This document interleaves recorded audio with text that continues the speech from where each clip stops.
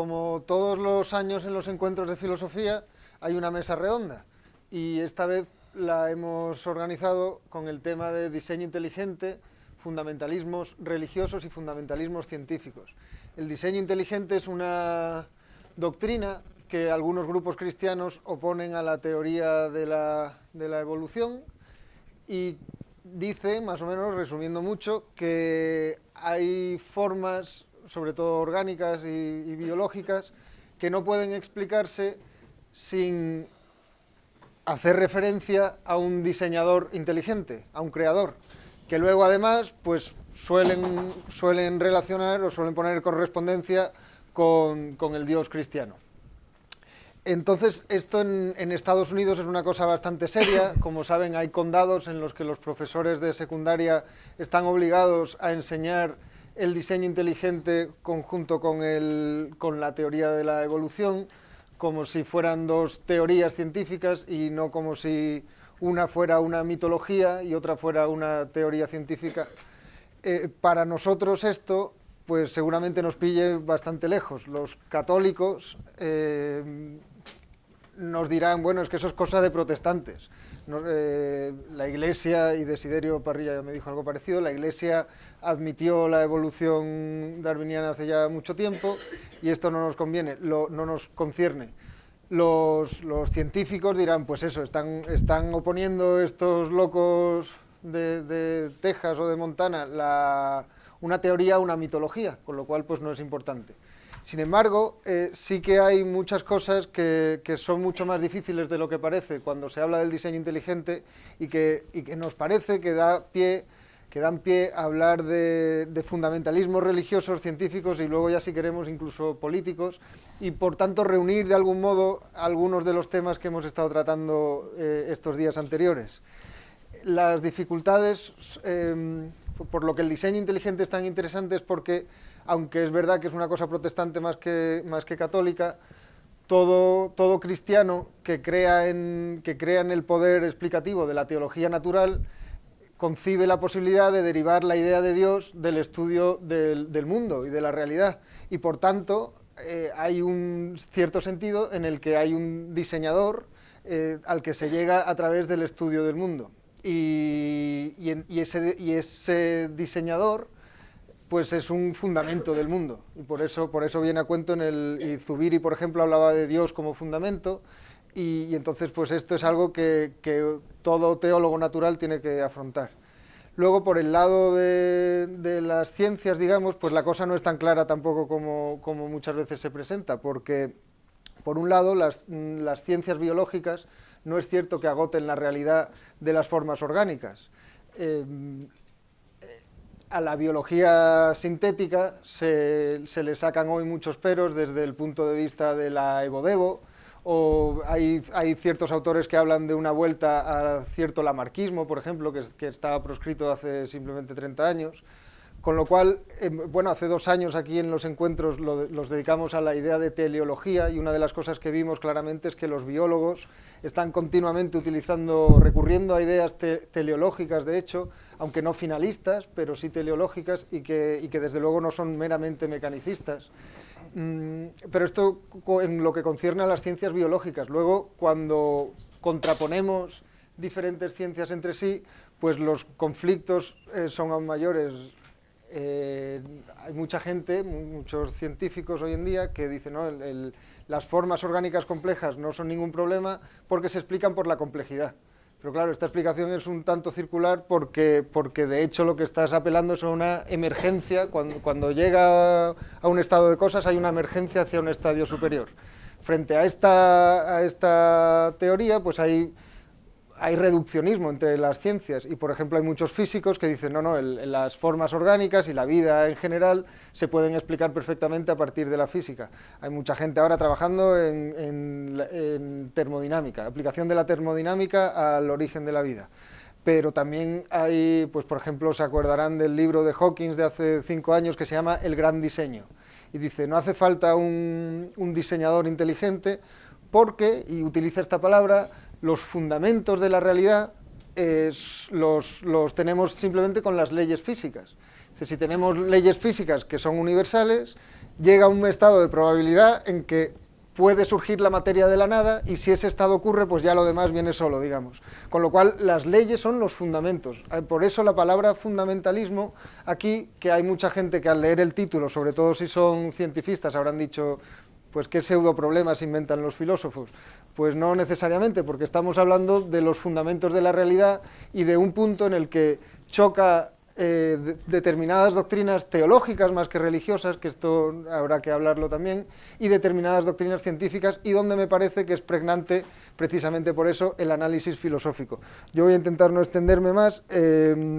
A estos problemas añadimos que hay muchas religiones y que hay muchas ciencias, con lo cual la cosa es suficientemente compleja como para que hayamos reunido una mesa pues diversa, tanto disciplinarmente como, si me lo permiten, en cuanto a cosmovisiones. El primero en hablar va a ser Íñigo Ngay, que es doctor en filosofía con una tesis sobre el proyecto Gran Simio y que ha escrito bastantes artículos en el Catoblepas, pero también en revistas españolas y del extranjero, y sobre la mayoría, sobre temas de etología, pero también de biología y de teología. Y bueno, no voy a dar, si me permiten, un resumen muy resumido de cada uno de los ponentes para no entrar en detalles. Desiderio Parrilla es también doctor en filosofía y ha sido profesor en varias universidades, actualmente en la San Pablo CEU de Murcia, y ha publicado también muchos trabajos, algunos de ellos en el Catoblepas. Y el último, que es lo que nos llevó en parte a invitarle, además de que ya hemos coincidido en varias ocasiones, es en la revista Témata, Realismo contra Idealismo en las neurociencias de la visión. Y por último, pues don Marcelo Palacios es de todos conocido, es un médico especialista en cirugía y traumatología y ha ejercido en importantes hospitales de todo el mundo hasta que vino a Oviedo a organizar pues bastantes de los servicios sanitarios que hoy, a Gijón, de los servicios sanitarios que hoy disfrutan los asturianos. Y además de eso, pues la razón por la que está aquí es porque es un prolífico autor en temas de bioética y porque es presidente, ni más ni menos que de la Sociedad Internacional de Bioética. Y también ha estado ya entre nosotros en alguna ocasión anterior. Así que, sin más, la estructura de la mesa es más o menos de 15 minutos de presentación por ponente, más una segunda ronda de otros 5 minutos y luego ya se abre el público se abre la palabra al público. Y empezamos, como están enumerados aquí en el programa, pues por Íñigo Ngay. Gracias. Bueno, pues nada, muchas gracias, Lino, por supuesto, por la presentación, y muchas gracias también a la Fundación Gustavo Bueno por haberme invitado nuevamente a uno de estos embolados, y a todos ustedes por estar presentes aquí y por escucharme. Bien, pues no, esto del, claro, el diseño inteligente, claro, particularmente, por supuesto, lo que nos convoca en esta mesa, lo primero que hay que decir es que efectivamente, tal y como ha dicho Lino, es un fenómeno pues originariamente americano, y que efectivamente en España y en otros países, qué sé yo, de tradición católica, Italia, pero tampoco Francia, etcétera, pues la cosa está mucho menos recorrida.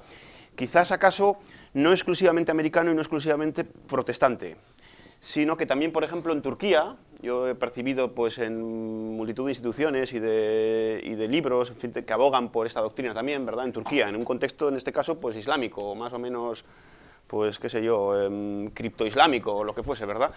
Y claro, esto también nos podría llevar, ¿verdad?, unas consideraciones de índole, vamos, acerca de las respectivas teologías, ¿verdad?, del Islam y del catolicismo y del protestantismo, que serían por otro lado muy interesantes, pero que tampoco me van a concernir en este momento a mí. Lo que sí tengo que decir es que, por ejemplo, claro, para hacer una especie de breve recorrido histórico por la propia historia no ya del rótulo diseño inteligente, sino de la propia teoría o de la doctrina del diseño inteligente, o como se quiera llamar, es que esto se constituye propiamente como tal, con todos los precedentes que se quieran, pues en una fecha muy precisa, que es en el año 89, con un libro publicado por Percival Davies y Dean H. Keaton, titulado Of Pandas and People, The Central Question of Biological Origins. Este es digamos, el punto, ¿verdad?, de ebullición más primigenio, ¿verdad? Pero después ha habido, pues, como, sobre todo en los años 90, etcétera, pues han corrido como la espuma en Estados Unidos otras publicaciones también que apuntaban hacia la misma dirección, pues que por citar unas pocas, ¿verdad?, aquí. Philip Johnson, un libro titulado Darwin on Trial, es decir, Darwin en juicio, ¿verdad?, o a juicio, año 91, pero también, muy interesante, un tal Michael Behe, con un libro titulado La caja negra de Darwin, del año 96. Y luego, pues una de las figuras quizás más señeras, sobre todo por su presencia en los medios de comunicación muy abundante, es un matemático precisamente llamado Dembski, que tiene un libro titulado Intelligent Design, The Bridge Between Science and Theology, es decir, el diseño inteligente, el puente entre la ciencia y la religión, y la teología. Y muchos de ellos además están vinculados, por otro lado, lo cual no deja de ser también bien interesante, a un instituto de investigación, así lo llaman, ¿verdad? Y lo es, de alguna manera, ¿verdad? Claro que estos conceptos, estas ideas, ¿verdad?, de investigación, teoría, etcétera, pues hay que entrar en ellos pertinentemente, que se llama Discovery Institute, el Instituto de Descubrimiento, que se fundó en Los Ángeles, creo que en Los Ángeles, en el año 91. Bueno, pero claro, esto por supuesto, esta temática pues tiene efectivamente, como he dicho, unos precedentes y responde además a un legado que pues tiene una historia mucho más amplia y que podríamos poner los principales hitos, pues por ejemplo se me ocurre en los años 20 con el famoso juicio de Scopes, el juicio del mono, ¿verdad?, que después por otro lado dio lugar en los años 80 pues a otro famosísimo juicio en Estados Unidos, en Arkansas, un juicio llamado, ¿verdad?, en el año 81, McLean contra Arkansas, y en el que un juez, Overton, tras escuchar ahí pues las deposiciones, en el buen sentido de la palabra, con técnicas de peritos tales como por ejemplo pues Francisco Ayala, nuestro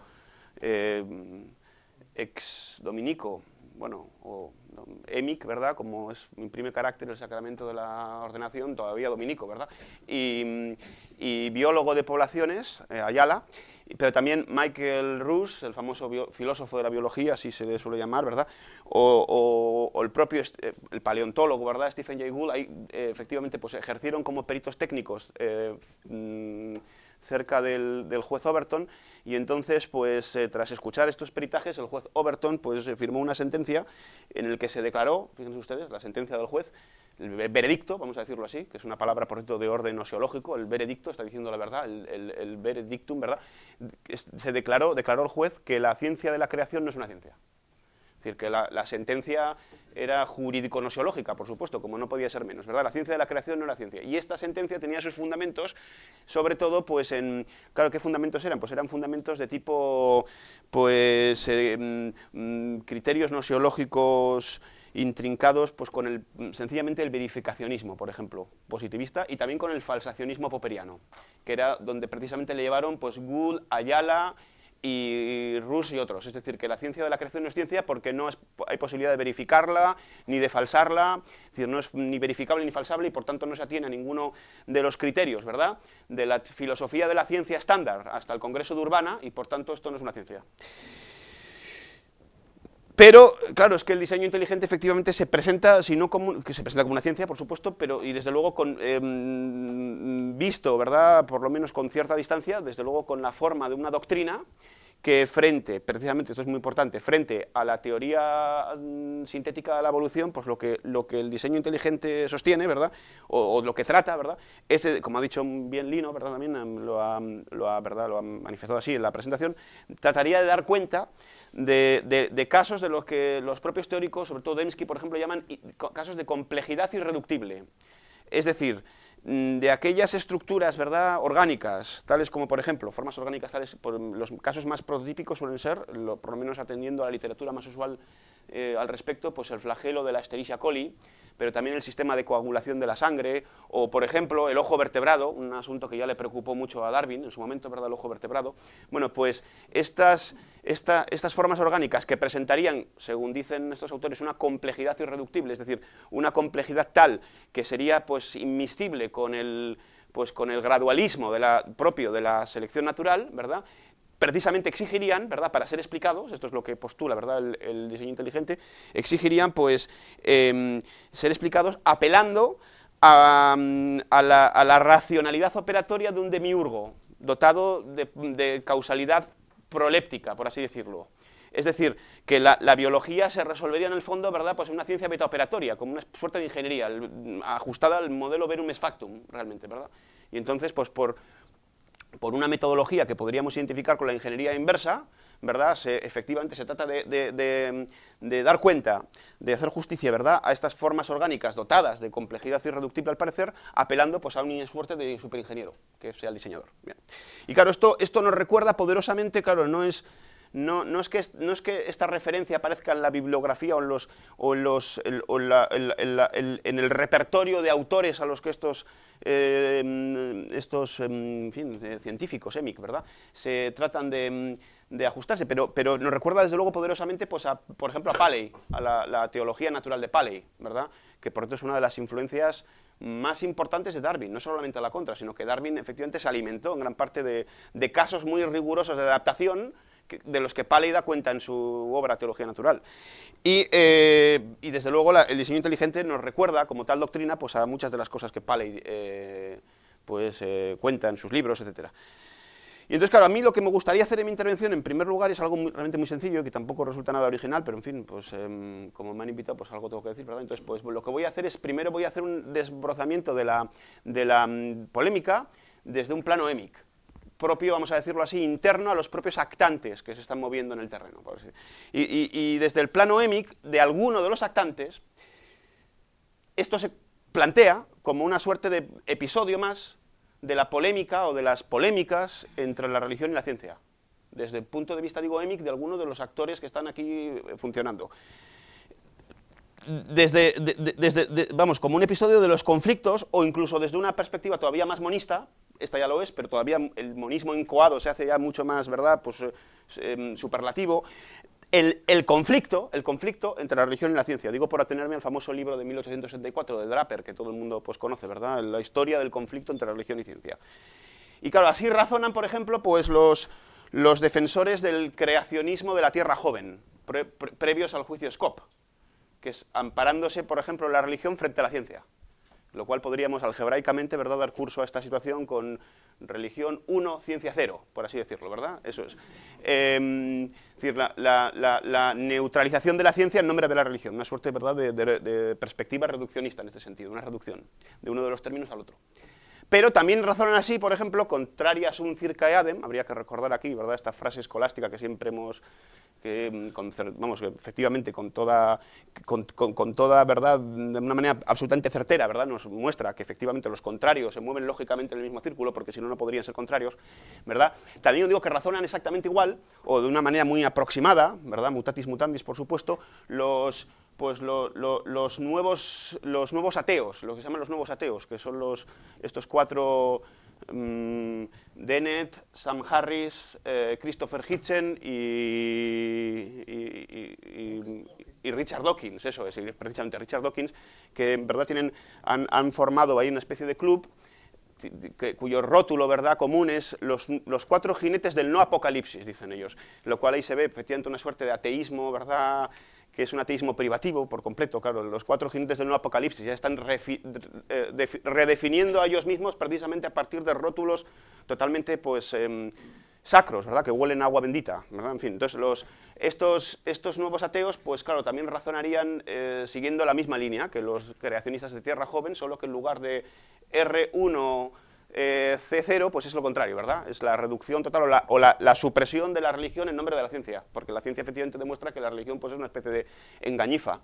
La religión es vaya timo, como decía el enunciado titular de un libro de Punto Gea, que se llama La religión vaya timo. Bien, pues eso, la religión vaya timo, y lo que demuestra que es un timo es la ciencia. Pero también, claro, estas son las posiciones quizás más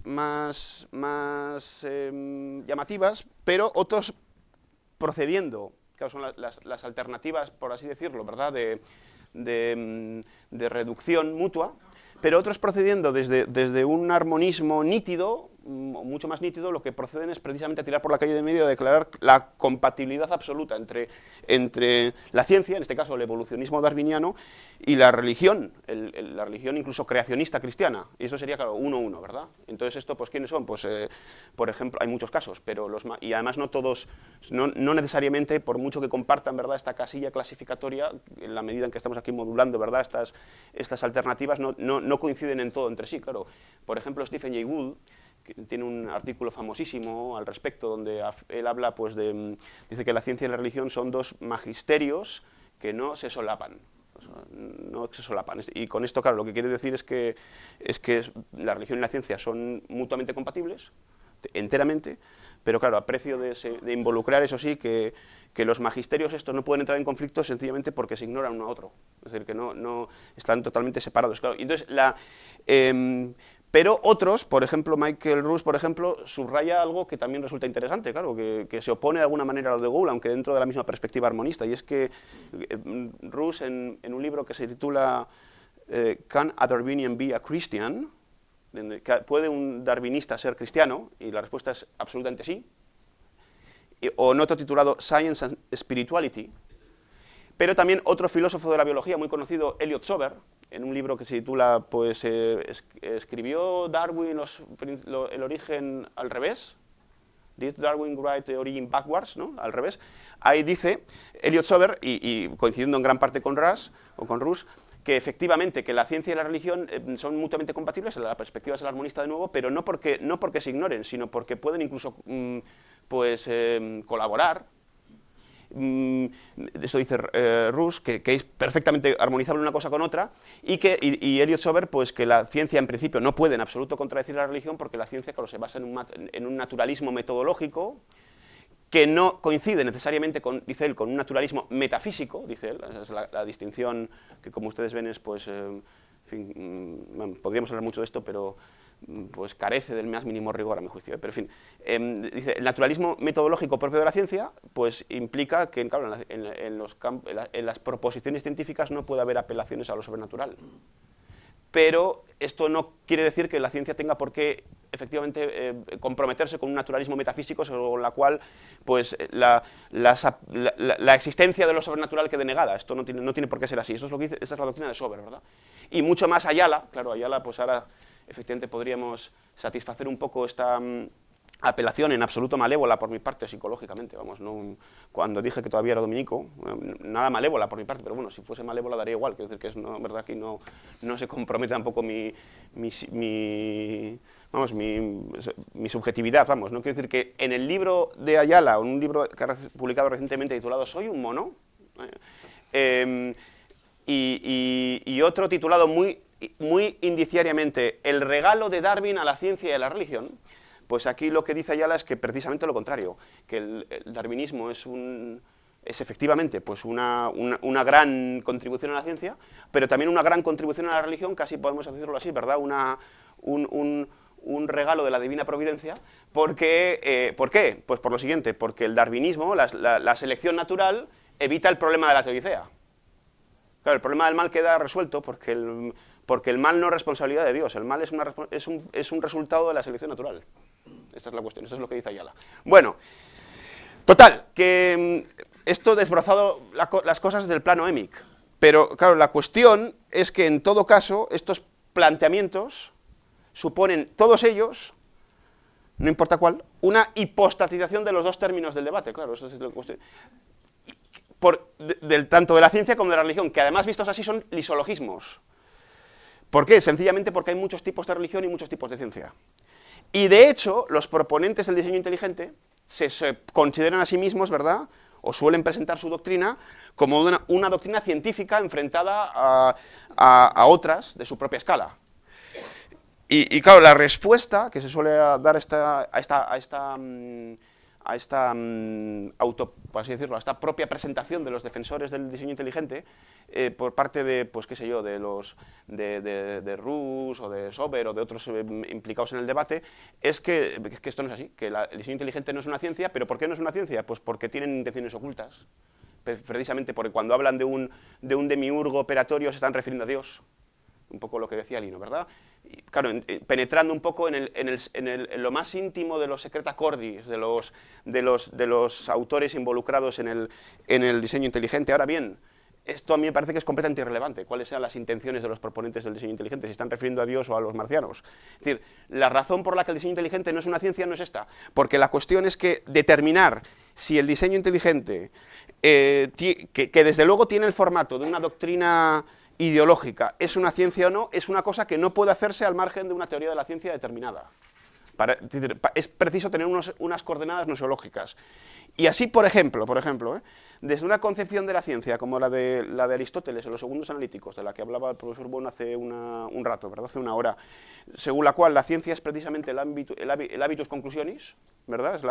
Es una virtud, la ciencia es una virtud, ¿verdad? Que consiste en sacar conclusiones de las premisas, ¿verdad? Según el silogismo científico. Bueno, pues esta concepción silogística, demostrativa de la ciencia, ¿verdad? Según esta concepción, desde luego, el diseño inteligente puede perfectamente ser una ciencia. Puede serlo.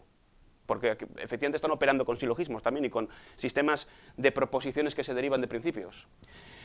Pero es que este proposicionismo, y esto es lo que yo creo que habría que incidir en ello de una manera suficientemente enérgica, me parece a mí, es además el marco general en el que están prisioneras las teorías de las ciencias más usuales.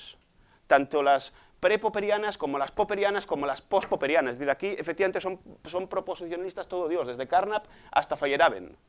Y la prueba de que son proposicionalistas es, pues esto conduce a situaciones como las de Hempel, ¿verdad? En las que pues la gran pregunta de la teoría de la ciencia es saber si todos los cuervos son negros y cosas así, ¿verdad? Cosa que tendrá que ver esto con las ciencias positivas. Bien, entonces, ni el falsacionismo popperiano, ni el verificacionismo neopositivista, ni tampoco, por supuesto, la doctrina de los paradigmas y de las comunidades científicas de Kuhn, etcétera, estarían en disposición de responder satisfactoriamente a las verdaderas razones, a nuestro juicio, por las cuales la teoría del diseño inteligente no es una teoría científica, ¿verdad?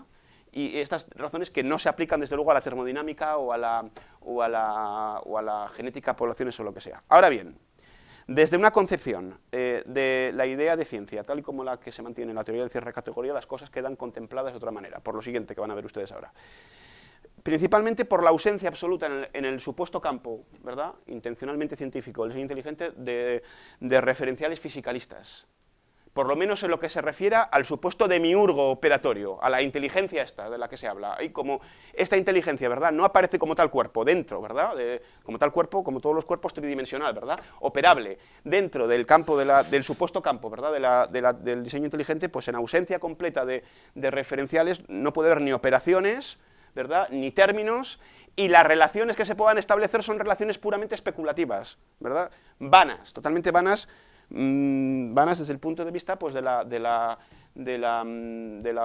operatoriedad corporista normal, ¿verdad? Y entonces, esto desde el punto de vista nosiológico, pero desde el punto de vista ontológico, lo cierto es así, que la biología evolutiva, por mucho que haya muchos biólogos cristianos, etcétera, pero la biología evolutiva lo que desde luego hace es excluir en el ejercicio, en su campo, ¿verdad?, cualquier apelación constructiva a inteligencias incorpóreas, como lo es la inteligencia postulada por los del diseño inteligente, aunque esto no se dice expresamente. Pero si es un demiurgo que precisamente lo que ha hecho, ¿verdad?, es mediante sus operaciones. Esto es un argumento central, a ver si soy capaz, ¿verdad?, de recortarlo aquí para todos ustedes. En fin, como resulta, como quiera que, la inteligencia demiúrgica, ¿verdad?, que sirve de, por así decirlo, diseñador, que precisamente explica las formas orgánicas, claro, él mismo no puede tener un cuerpo, porque si no iríamos al infinito. No sé si lo ven, quiero decir que efectivamente tiene que ser una inteligencia incorpórea, porque precisamente su función nosiológica es dar cuenta de las formas orgánicas corpóreas del campo de la biología. Y entonces esa inteligencia incorpórea está excluida por completo del campo operatorio de la biología. En el ejercicio, es decir, que la posibilidad constructiva, ¿verdad?, de las inteligencias separadas no puede establecerse como tal desde la inmanencia del campo de la biología. Pero, la cuestión es la siguiente, es que aunque en el ejercicio la biología evolucionista efectivamente excluya por incomparecencia, por así decirlo, ¿verdad?, no puede aparecer en el campo las inteligencias separadas, la propia biología no puede hacerse cargo de esta situación en la representación. Un biólogo, como biólogo, no le cabe decir esto. ¿Y entonces a quién le cabe? Pues a la filosofía, podríamos decir, pero esto también sería un error garrafal decir esto, porque la filosofía sencillamente no existe como tal. Hay muchas filosofías. Y entonces, pues, desde el punto de vista de la filosofía, si se quiere decir así, si es que hay tal punto de vista fuera de la hipóstasis, que no lo hay, ¿verdad?, la cosa se presenta con una pluralidad también absolutamente discontinua, ¿verdad? Y entonces, desde una cierta filosofía, claro, sistemas filosóficos no hay tantos, pero hay desde luego varios. Yo aquí me voy a referir a dos posiciones posibles, ¿verdad? Una es la mía, y otra es, pero no es la mía por motivos no dogmáticos, sino por así decirlo, geométricos. Desde la posición, por ejemplo, de lo que podríamos llamar el espiritualismo asertivo, no exclusivo, ¿verdad?, tomista, pues desde luego el curso de la evolución, claro, por supuesto no hace falta decir que la Iglesia Católica ha aceptado la evolución darwinista, etcétera, pero el curso de la evolución, en cuanto que incluye episodios estocásticos, sería una especie de apariencia. ¿Por qué sería una especie de apariencia? Por lo menos visto desde los atributos de la omnisciencia y del gobierno divino del mundo por parte de Dios. Porque digamos, los episodios estocásticos que están incorporados en la propia evolución, incluyendo las mutaciones azarosas, etcétera, quedarían como disueltos, como una suerte de azucarillo, ¿verdad?, como una especie de apariencia falaz. ¿Desde qué punto de vista? Desde el punto de vista de la ciencia. ¿De qué ciencia? De la divina. Porque ya dice Santo Tomás de Aquino en Suma, perdónenme que cite aquí, porque voy a citar además en latín, ¿verdad?, pero luego lo traduzco. Ad divinam bonitatem pertinet, Suma teológica, ad divinam bonitatem pertinet ut sicut produxis res inesse ita etiam ad finem perducat, quod est gubernare. Es decir, pertenece a la divina providencia o a la divina bondad, que así como produjo la cosa en el ser, así también lo conduce a fines, lo cual significa gobernar. Y entonces, desde esta perspectiva, ¿verdad?, no ya de la ciencia divina, sino del gobierno divino del mundo, los propios episodios, ¿verdad?, que necesariamente tienen que ver con el azar, por ejemplo, de las mutaciones genéticas, quedarían totalmente disueltos.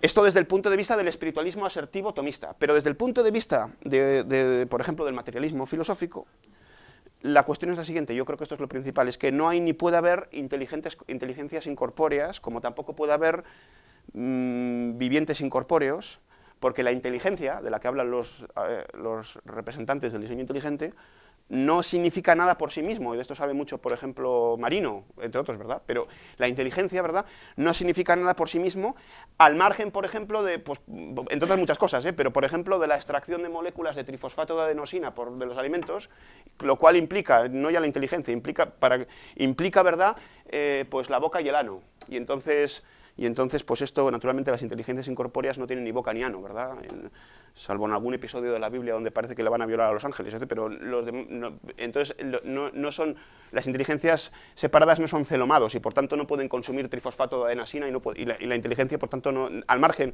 de estos cursos metabólicos no puede significar nada, realmente.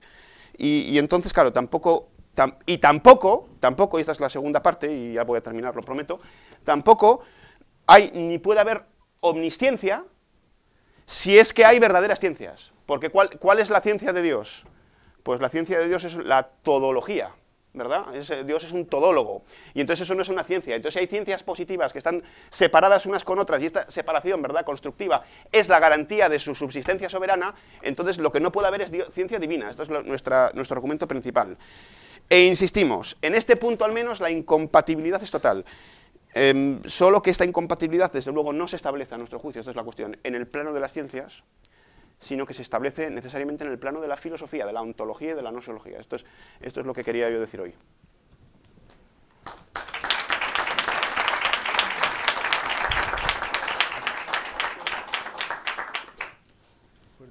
Pues agradecer a Lino por haber querido contar conmigo y a la Fundación Gustavo Bueno por este acto de generosidad. Espero poder corresponder con fortaleza dialéctica, vamos a ver, sobre todo con la exposición tan magnífica que nos pone el mapa, y hay que recorrerlo, ¿no? Y hay que rectificarlo, hay que matizarlo, etcétera. Lo primero que voy a hacer es, un poco para poder situar, es cuál es la tesis que pretendo demostrar, ¿no? Que la teoría del diseño inteligente, vamos a ver, primero no voy a meter en cuestiones de fase primaria de la religión, aunque podríamos hacerlo, fase secundaria, sino voy a establecerme en la fase terciaria. O sea, primero la discusión la voy a establecer en ese punto, aunque si queréis luego conectamos, porque ha salido esta mañana el problema de la teología dogmática fundamental, el conflicto con la preambular. Santo Tomás tendría mucho que decir, y el papel de la Biblia ahí, ¿no? Cómo conecta la teología dogmática con la Biblia, tendríamos mucho que decir, ¿no? Bien, no me voy a meter en eso, a no ser que salga en el diálogo, ¿eh? Lo que pretendo demostrar aquí es que la teoría del diseño inteligente es una consecuencia de la sustitución del tradicionalismo católico, o un fundamentalismo católico reconocido, frente al integrismo, como usted dice en la fe del ateo, un integrismo bíblico pentecostal, o sea, ya no presbiteriano ni metodista, sino pentecostal, ya adventista, etcétera, en el interior del movimiento neoconservador norteamericano a partir de 1965. O sea, aquí me voy a situar. Digamos, este es el planteamiento. Y que actualmente es la capa nematológica del imperio norteamericano. Aquí voy yo, ¿no? O sea, esto es lo que voy a quedar establecido. ¿Cómo lo voy a hacer?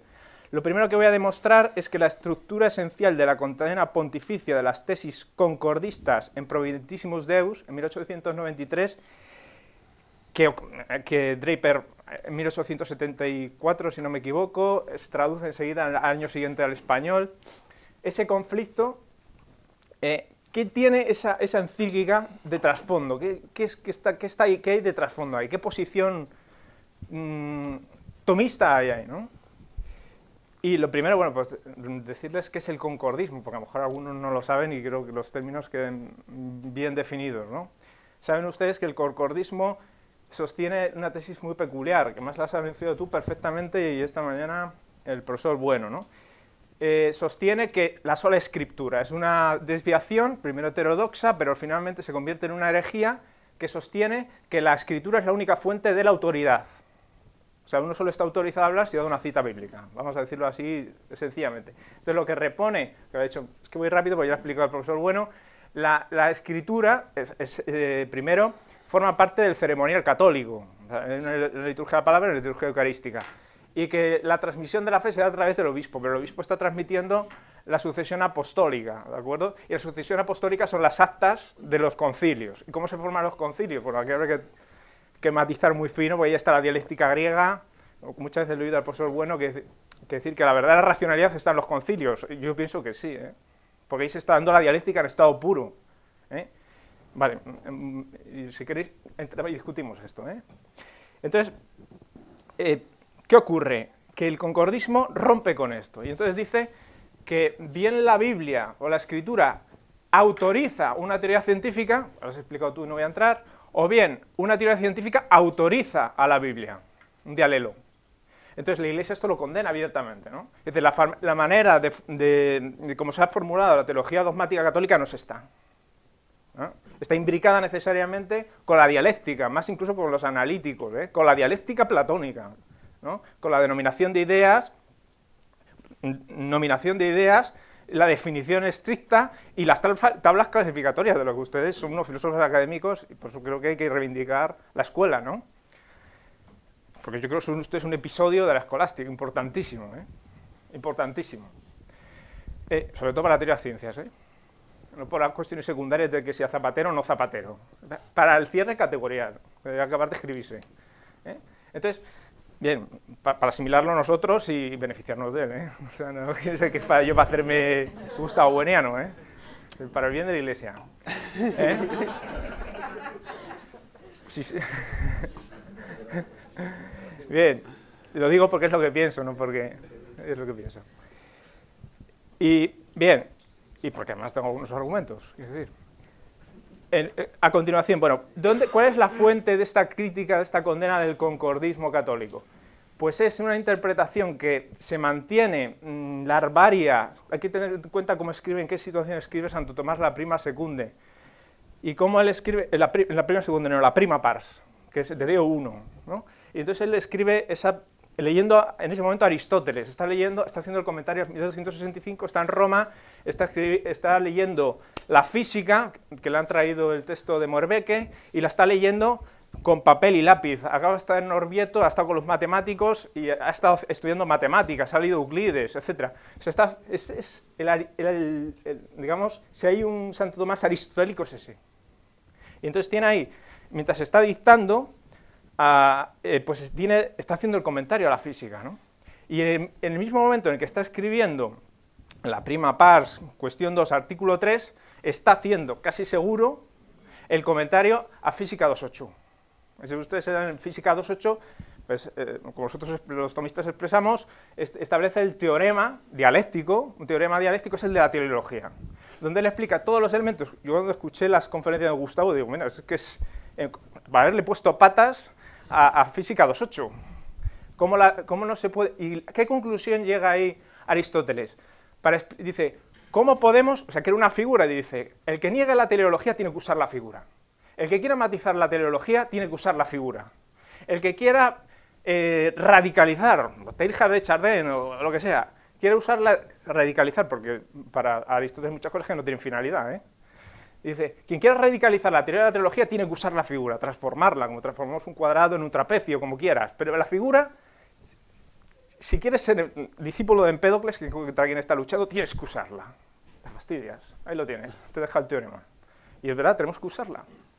Y concluye una cosa importantísima, que dice que fuera de los individuos conformados dentro de la especie, digamos, atributivamente hablando, ¿de acuerdo?, no se puede hablar de una causa eficiente de la finalidad. Es un teorema fuertísimo. ¿Por qué? Porque lo que está evacuando precisamente es el azar que lo tiene que introducir dentro de la materia de los seres finalizados. Y dice, y cualquier intento de sacar el azar fuera de los seres finalizados es una hipóstasis, es una personificación, es un mito. Es convertir el azar en una cosa, ¿de acuerdo?, en vez de solo un término lógico, que está hablando de causas concurrentes. Me parece que tiene razón, Dice, pero también nos privamos de introducir una causa eficiente que imprime finalidad a los seres. ¿Se entiende? Entonces Santo Tomás está leyendo esto y dice, esto es verdad, es que no puedo pensar en estos términos. Y entonces formula la quinta vía en unos términos muy diferentes a como la ha formado en Summa contra Gentiles, que ha sido 4 años antes. Pero sin embargo, en Summa contra Gentiles yo veo que ya estaba entendiendo, pues ya estaba haciendo el comentario, lo hace formalmente ahí, pero ya estaba leyendo la física antes. Y él está obsesionado con ese capítulo. Léanlo, léanlo, porque es obsesivo, ¿no? Con todo el equilibrio que tiene y tal. Y entonces, él formula la quinta vía de una manera peculiar. Tiene 7 pasos, pero yo la interpreto como ambivalente, anfibológica. Son 14, es casi un teorema. Esto es curioso, Ahora les doy la traducción que yo creo que tal.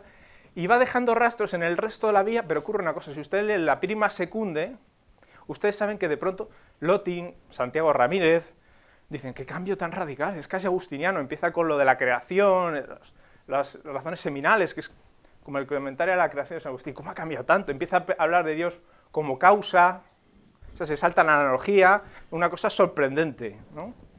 Y entonces, algunos han dicho, pues la condena a 1270, pero no lo dudes. La condena a 1270 del cardenal Telpier, pues está ahí. Sabemos, las correcciones fraternas eran muy duras, etcétera, aunque fueran injustas, luego se rehabilita la figura, pero la verdad es una cosa que de evitar, ¿no? Entonces, ¿qué pasa con Santo Tomás? Que tiene esa tensión, ¿no? Y entonces hace de una manera, está hablando con catedráticos, lo he discutido, me he peleado con filólogos, pero yo creo que está, en la prima secunda, además, vosotros que estudiáis a Feijóo y sobre el alma de los brutos, la inteligencia de los brutos, que usa en la prima secunde, ya digamos que es un tomismo degenerado, digamos, según esta interpretación. Vosotros os fijáis muy bien ahí en el comentario que hace Feijóo, ¿no?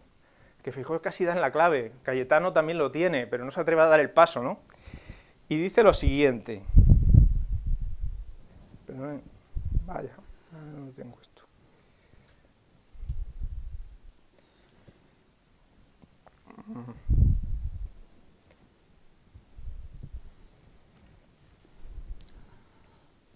Bueno, saldrá, no se preocupen.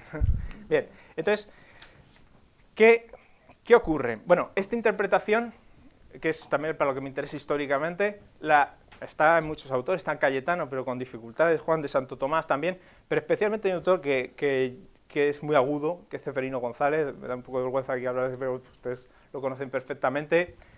Ceferino González, en 1864, en Estudios sobre la filosofía de Santo Tomás, usa la vía en este sentido que yo voy a exponer ahora. Y esto llega al Papa, llega a los inquisidores, llegan a los consultores. Yo estaba mirando las actas, no del índice, porque no hay ninguna... El Santo Oficio no intervino nunca en la cuestión de Draper ni en el evolucionismo, Y en el libro de los índices prohibidos, luego podemos interpretar, evidentemente esto es interpretable los hechos. En el libro de los índices no hay ninguna obra de Huxley, no hay ninguna de Haeckel, no hay ninguna obra prohibida. Ya sé que hay muchas interpretaciones sobre este hecho, ¿no? De Thomas Huxley, Darwin no está en los libros prohibidos. Sin embargo, todos los católicos que hacen una cierta interpretación de Darwin, sí. Especialmente tres. Y todos insisten en esta interpretación de la vida como voy a hacer ahora. ¿De acuerdo? ¿Y de dónde llega esa interpretación? De Ceferino. ¿Y de dónde dicen, es Stoppani? No, es Ceferino. Porque además yo no me he leído Dios de la Biblia porque no tenía acceso a él, ¿no? Pero en Murcia no está. Pero no sé si ahí estará también claramente, ¿no? Bien. De acuerdo. Entonces, voy a dar la traducción y podría, por favor, no se discuta porque así expuesta parece un poco tal. Es parafrástica, evidentemente no es un textus receptus, no pretendo que esta sea la de traducción correcta, es un análisis. Y lo digo así. Y además, a mí lo que me llama la atención es el deponente operor, cómo lo utiliza aquí, cómo lo justifica en un lado y otro muchas veces, también cómo utiliza operor, pero en el sentido, como tú lo has leído, por eso te iba a preguntar que de dónde has sacado el texto, que cómo usa operor en el sentido de trabajar una materia, no en el sentido, como he hablado con un catedrático heideggeriano, de tomar bajo cuidado y no sé qué, no, trabajar, producir algo a través de una materia y se puede usar la voz media perfectamente en este deponente. Y dice así. Y luego sagitante, que en sentido propio no es lanzar una flecha, sino producirla. Según Sforcellini. Entonces dice, la quinta vía se toma del gobierno del mundo. Vemos que las cosas carecen de conocimiento, tales como los cuerpos naturales, se trabajan por un fin. Pues esos seres naturales sin conocimiento son poco los árboles, ¿de acuerdo? Las piedras y poco más. Seres bioinertes, que se pueden convertir en cuero o que se pueden convertir en madera, a no ser que sean partes de animales, pero bueno. Esto se manifiesta a partir del hecho de que son elaborados siempre o frecuentemente para obtener aquello que es óptimo, de donde parece que no por azar, sino por intención tienden hacia el fin. Y las cosas que no tienen conocimiento no tienden al fin, sino dirigidas por alguien que sabe y entiende, como la flecha desde el que ahora está produciendo la flecha. ¿De acuerdo? Desde el que tiene el arte de hacer flechas, no desde el arquero. Muchas veces, si ven, ustedes en la quinta vía, dice, de este modo existe un ser inteligente, un algo inteligente, por quien todas las cosas naturales son ordenadas a su fin, y este ser lo llamamos Dios. Si luego ven estas vías, el comentario al símbolo de los apóstoles, o lo ven, es irreconocible, es completamente agustiniano, y aquí no hay nada agustiniano. ¿Por qué? Y este es el centro de mi argumentación. ¿De acuerdo? Esto es lo importante, lo que voy a decir ahora. Porque se ve claramente aquí que la vía es una analogía de proporcionalidad. No aparece la regresión al infinito, no aparece ninguna referencia a la causalidad, no aparece ninguna referencia al movimiento, no hay nada de eso. Lo único que está estableciendo es una analogía de proporcionalidad propia. ¿Qué pasó aquí? Que Cayetano, esto incluso yo he encontrado, bueno, no puedo pararme. El caso es que Cayetano cuando lee esto se asusta, y dice, ¡buah! Una analogía de proporcionalidad casi metafórica, impropia, y dice, ¡uf! Y entonces la anexiona a la tercera vía. Dice, claro, no tiene regresión al infinito, es que en realidad tal. Juan de Soto Tomás, no, la anexiona a la cuarta. Me vean los textos. Y dice, y entonces ahí es donde crea la mezcla, el género permisto de analogía de proporcionalidad propia con analogía de la atribución intrínseca. Y sale esa cosa extraña, tal. Bueno, el monismo ya es total, ¿no? O sea, ya está causando, un agustinismo total. A lo que voy. ¿Qué dice aquí Santo Tomás? Que es el texto que estaba buscando dice que el ser natural, está estableciendo, ¿no? El ser natural es el ser artificial es al artesano humano lo que, 2 a 2, es lo que los seres naturales son al arte divino. Es una analogía de proporcionalidad de 4 términos y punto. O sea, es tan sencillo como esto. Usted lo está diciendo, es in actu nascente, cómo nace la idea de Dios, pues, como ustedes dirían, contemplando la hiperrealidad que surge del teorema de Física 2.8. Porque si ustedes no están leyendo Física 2.8, esto no se entiende. ¿De acuerdo? Esta es más o menos la cuestión, ¿no? Entonces, ¿qué ocurre? Que cuando se pierde... ¿Qué hace inmediatamente con esta idea límite Santo Tomás de Aquino? Porque es una idea límite. Él no dice que sea causa que Dios sea causa, que está imprimiendo al estilo agustiniano, como una especie de tornero ceramista que está creando, pues primero el reptil, ahí con el barro, luego el reptil se convierte en Archaeopteryx, le pone plumitas y luego va a ser... No es una causa eficiente que está torneando la cerámica. Está diciendo algo muy radical, está rompiendo con eso, radicalmente. La situación lo hace delicadamente, va dejando pistas, ¿de acuerdo? Lo que pasa es que aquí no tenemos la palabra, se murió con 50 años, o con 49, no sabemos, pero está muy claro, ¿eh? Está clarísimo. Entonces, ¿qué hace inmediatamente con esto? Pues en la suma contra gentiles ya lo estaba ejerciendo, ¿no? En la parte que tú has citado de la providencia divina, que es el orden del mundo, y el gobierno, que es la ejecución de ese orden.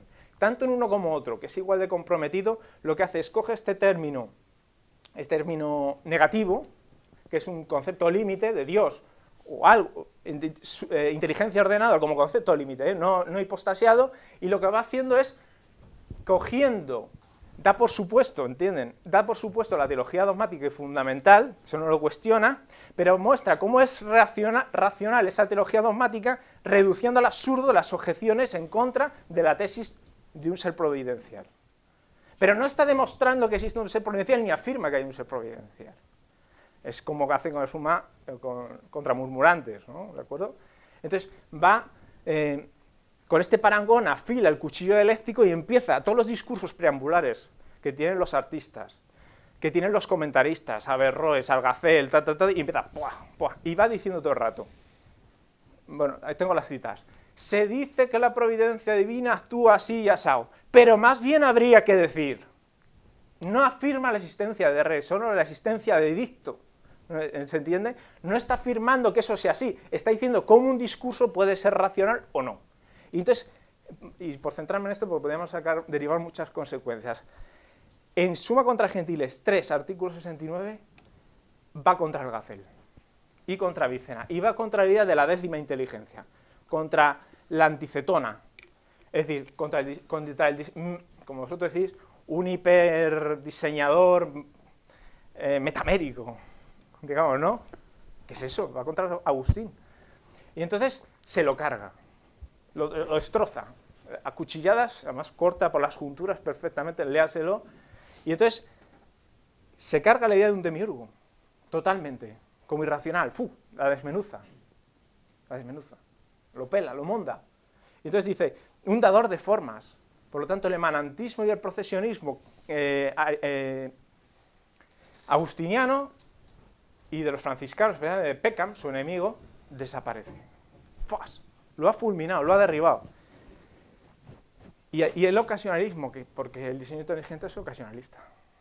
Está constantemente interviniendo, ¿no? Y entonces ya tiene que empezar, primero, refuta, y luego lo que hace es, ¿cómo podría hablarse de la providencia divina racionalmente? ¿De acuerdo? Pero a partir de las endoxas, de los discursos que ya hay. O sea, él no parte de, ¿entiendes? No está diciendo, voy a crear aquí la cosa, sino No podemos discutir cómo relacionar la teología fundamental con la preambular. Eso es otra cuestión. Por eso digo que hay cuestiones añadidas. Y eso creo que es extensible hoy, pues a la idea de la entelequia de Dries, eso es aplicable al elan vital, eso es aplicable al punto omega del padre Teilhard, eso es aplicable al campo mórfico de Rupert Sheldrake o al genio termodinámico cuántico de Dembski. Es igual. Eso hay que pelarlo. Entonces, esto Ceferino lo sabe, ¿eh? Esto Ceferino lo sabe. Y entonces, os había dicho Fajarnés, pero a Ceferino se hizo un motu de elogio, o sea, vamos a ver, que te elogie el Papa, que esto es muy importante, ¿no? Y entonces, bien, entonces, para acabar, perdón,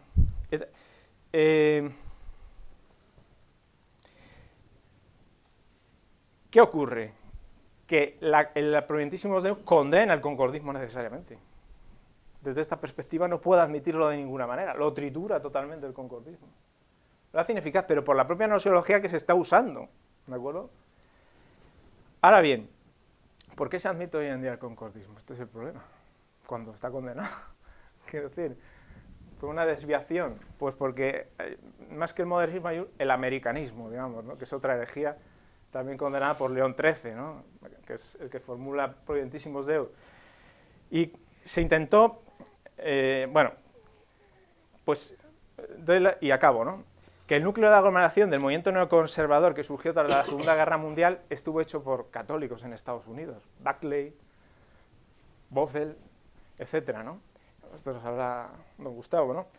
A través de National Review, ¿no? Pero que hubo una cosa que a partir del 73 eso se bloqueó, el intento de una capa nematológica católica que transformara el destino manifiesto, pues se hizo imposible. JFK lo mata en el Partido Demócrata y presentan a Goldwater, que encima era un pufo porque descubrieron que era hasta masón, o sea, tenía y entonces se escandalizan los católicos, que muchas veces son por influencia carlista, que venían de España, Dors los adoptaba, etcétera. Bueno, ustedes esto lo saben muy bien, ¿no? O sea, esto no es mitología ficción. Se enfadan con el timo de la estampita que les han dado y rompen. Muchas veces muchos se van a España, ustedes lo saben, Wilhelmsen intenta fundar algunas cosas, pero ya no tiene fuerza aquello, ¿no? Y a partir del 65 toma, digamos, el testigo, pues más bien los liberales judíos, se empieza ya se tolera, por eso entrar en el 65, en el 64 se empieza a enseñar el darwinismo en los colegios, pues pero siempre de momento con el conservador, y en el año 70 pues entra como la masa anabaptista, entra la masa pentecostal del Partido Conservador actual, que es hegemónica y que es el americanismo en estado puro, o sea, la energía americanista. ¿De acuerdo? Que tenía el dique de contención de la condena papal del concordismo. Ya no existe, es imposible pararlo. O sea, que aquí hay tema de diseño inteligente para rato, ¿eh?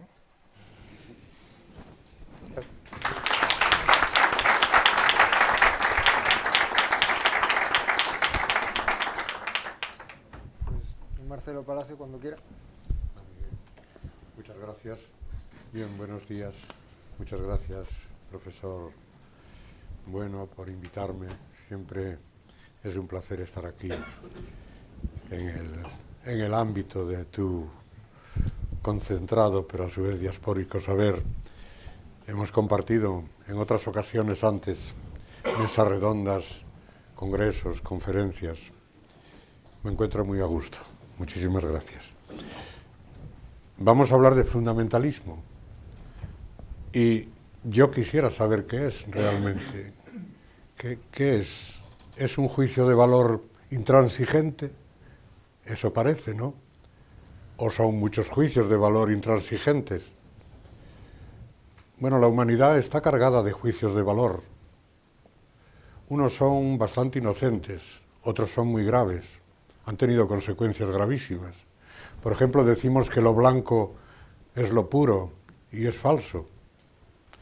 Haciendo un poco de cristalografía veremos que el arco iris no tiene el color blanco, no está, porque es una fusión de otros colores el blanco. Nosotros decimos que el azar es casual, y eso no es nada más que la expresión de nuestra ignorancia y desconocimiento.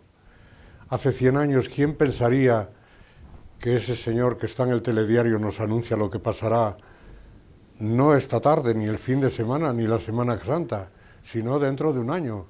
Y no en Asturias, sino en Venezuela. Si yo voy por una calle y veo un balcón que está deteriorado, pues me retiro y no corro lo que se llamaría un azar pruvitín, que le cayó un balcón encima, de que se me caiga encima. El azar es casual, no es causal. Es un juicio de valor que tenemos que revisar y que a medida que los conocimientos van avanzando nos sitúan en el plano de tener que volver a esas cosas. Decimos que los ojos ven, pero los ojos no ven. La prueba está en que cuando se deterioran, si ponemos unas gafas, vuelven a ver. Luego, a un artificio que es el ojo, que es un elemento orgánico, al que le llega una sensación cerebral de visión, se le añade otro artificio que son las gafas para superar su carencia. Pero bueno, son juicios de valor inocentes. Esos no tienen demasiada importancia. Empieza ya a ser más serio cuando nos consideramos la sociedad del conocimiento. Es tremendo. Yo estoy abrumado. Desde luego, esto solo lo puede decir alguien, al menos dentro de una religión, que se considera imagen y semejanza de Dios, porque no sabemos casi nada, y por eso es buenísimo que estemos aquí. Para mí, vosotros estáis más acostumbrados, pero en esta deliberación filosófica, para una persona que no está en el ámbito de la filosofía, es fundamental encontrarme respirando el vaho de lo que aquí sacáis, porque me recuerda que realmente dentro de 50 años dirán, pero ¿cómo eran tan ignorantes? ¿Cómo sabían tan poco? ¿Y por qué lo aplicaban tan mal? Si hace 4 días descubrimos el teléfono, inventamos el teléfono, y la luz un poco después. Nosotros estamos por todas partes saturados de juicios de valor que inducen a planteamientos que son equívocos, ¿no? En fin, se ha dicho en los últimos tiempos que alguien había creado vida, y algunos respondimos, o las instituciones que representamos, respondimos inmediatamente diciendo que era eso de nuevo arrimar el ascua a la sardina de manera impúdica. Cuando Craig Venter hizo el micoplasma, o puso a funcionar un micoplasma con una clonación de ADN de otro micoplasma, el que imitó sintéticamente, se salió fantaseando de que se había creado vida. La vida de una célula es mucho más compleja que su propio núcleo hereditario. Es muchísimo más compleja. Una célula tiene una membrana, una célula tiene unos corpúsculos, una célula tiene unos evacuatorios, una célula tiene unos productores de energía. Es mucho más serio que todo eso. Por lo tanto, debiéramos de dejar de tener tantas abuelas y ser un poco más humildes, que es fundamental para utilizar la inteligencia razonablemente a tope. Porque si no lo haces desde la humildad, y si tienes la intransigencia de la verdad, que yo desde luego no la quiero para mí, me basta con que la verdad se respete y con saber que hay muchas verdades, por lo tanto, esa humildad te hace muy grande para entender los asuntos. No es la soberbia ni el juicio de valor mantenido y no enmendado. Pues bueno, estamos en el asunto y nos llevaría muy lejos, y sin duda vosotros veríais cuántos fallos hay en mi modo de razonar, pero en cualquier caso lo hago desde la perspectiva de lo que nos llega todos los días, ¿verdad? De lo que nos entra por el conocimiento general, ¿no? Cuando se dice Ave María Purísima, sin pecado concebida, se está condenando a toda la humanidad a ser un pecador. Porque si ella ha sido concebida sin pecado, que quiere decir que ha sido concebida sin varón, por lo tanto los demás somos pecadores. A mí todo esto me horroriza. Nunca entro en conflictos con la fe.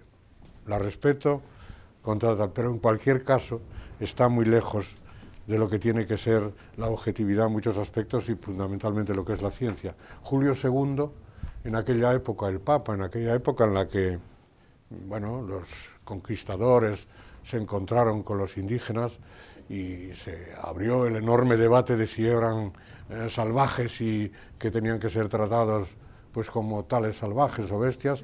Él dijo que no, que eran seres humanos, e incluso hizo una, no sé cómo se llaman, bulas o encíclicas o como se llamen, en la cual dijo que no, que eran seres humanos con tal que estuvieran bautizados, por supuesto.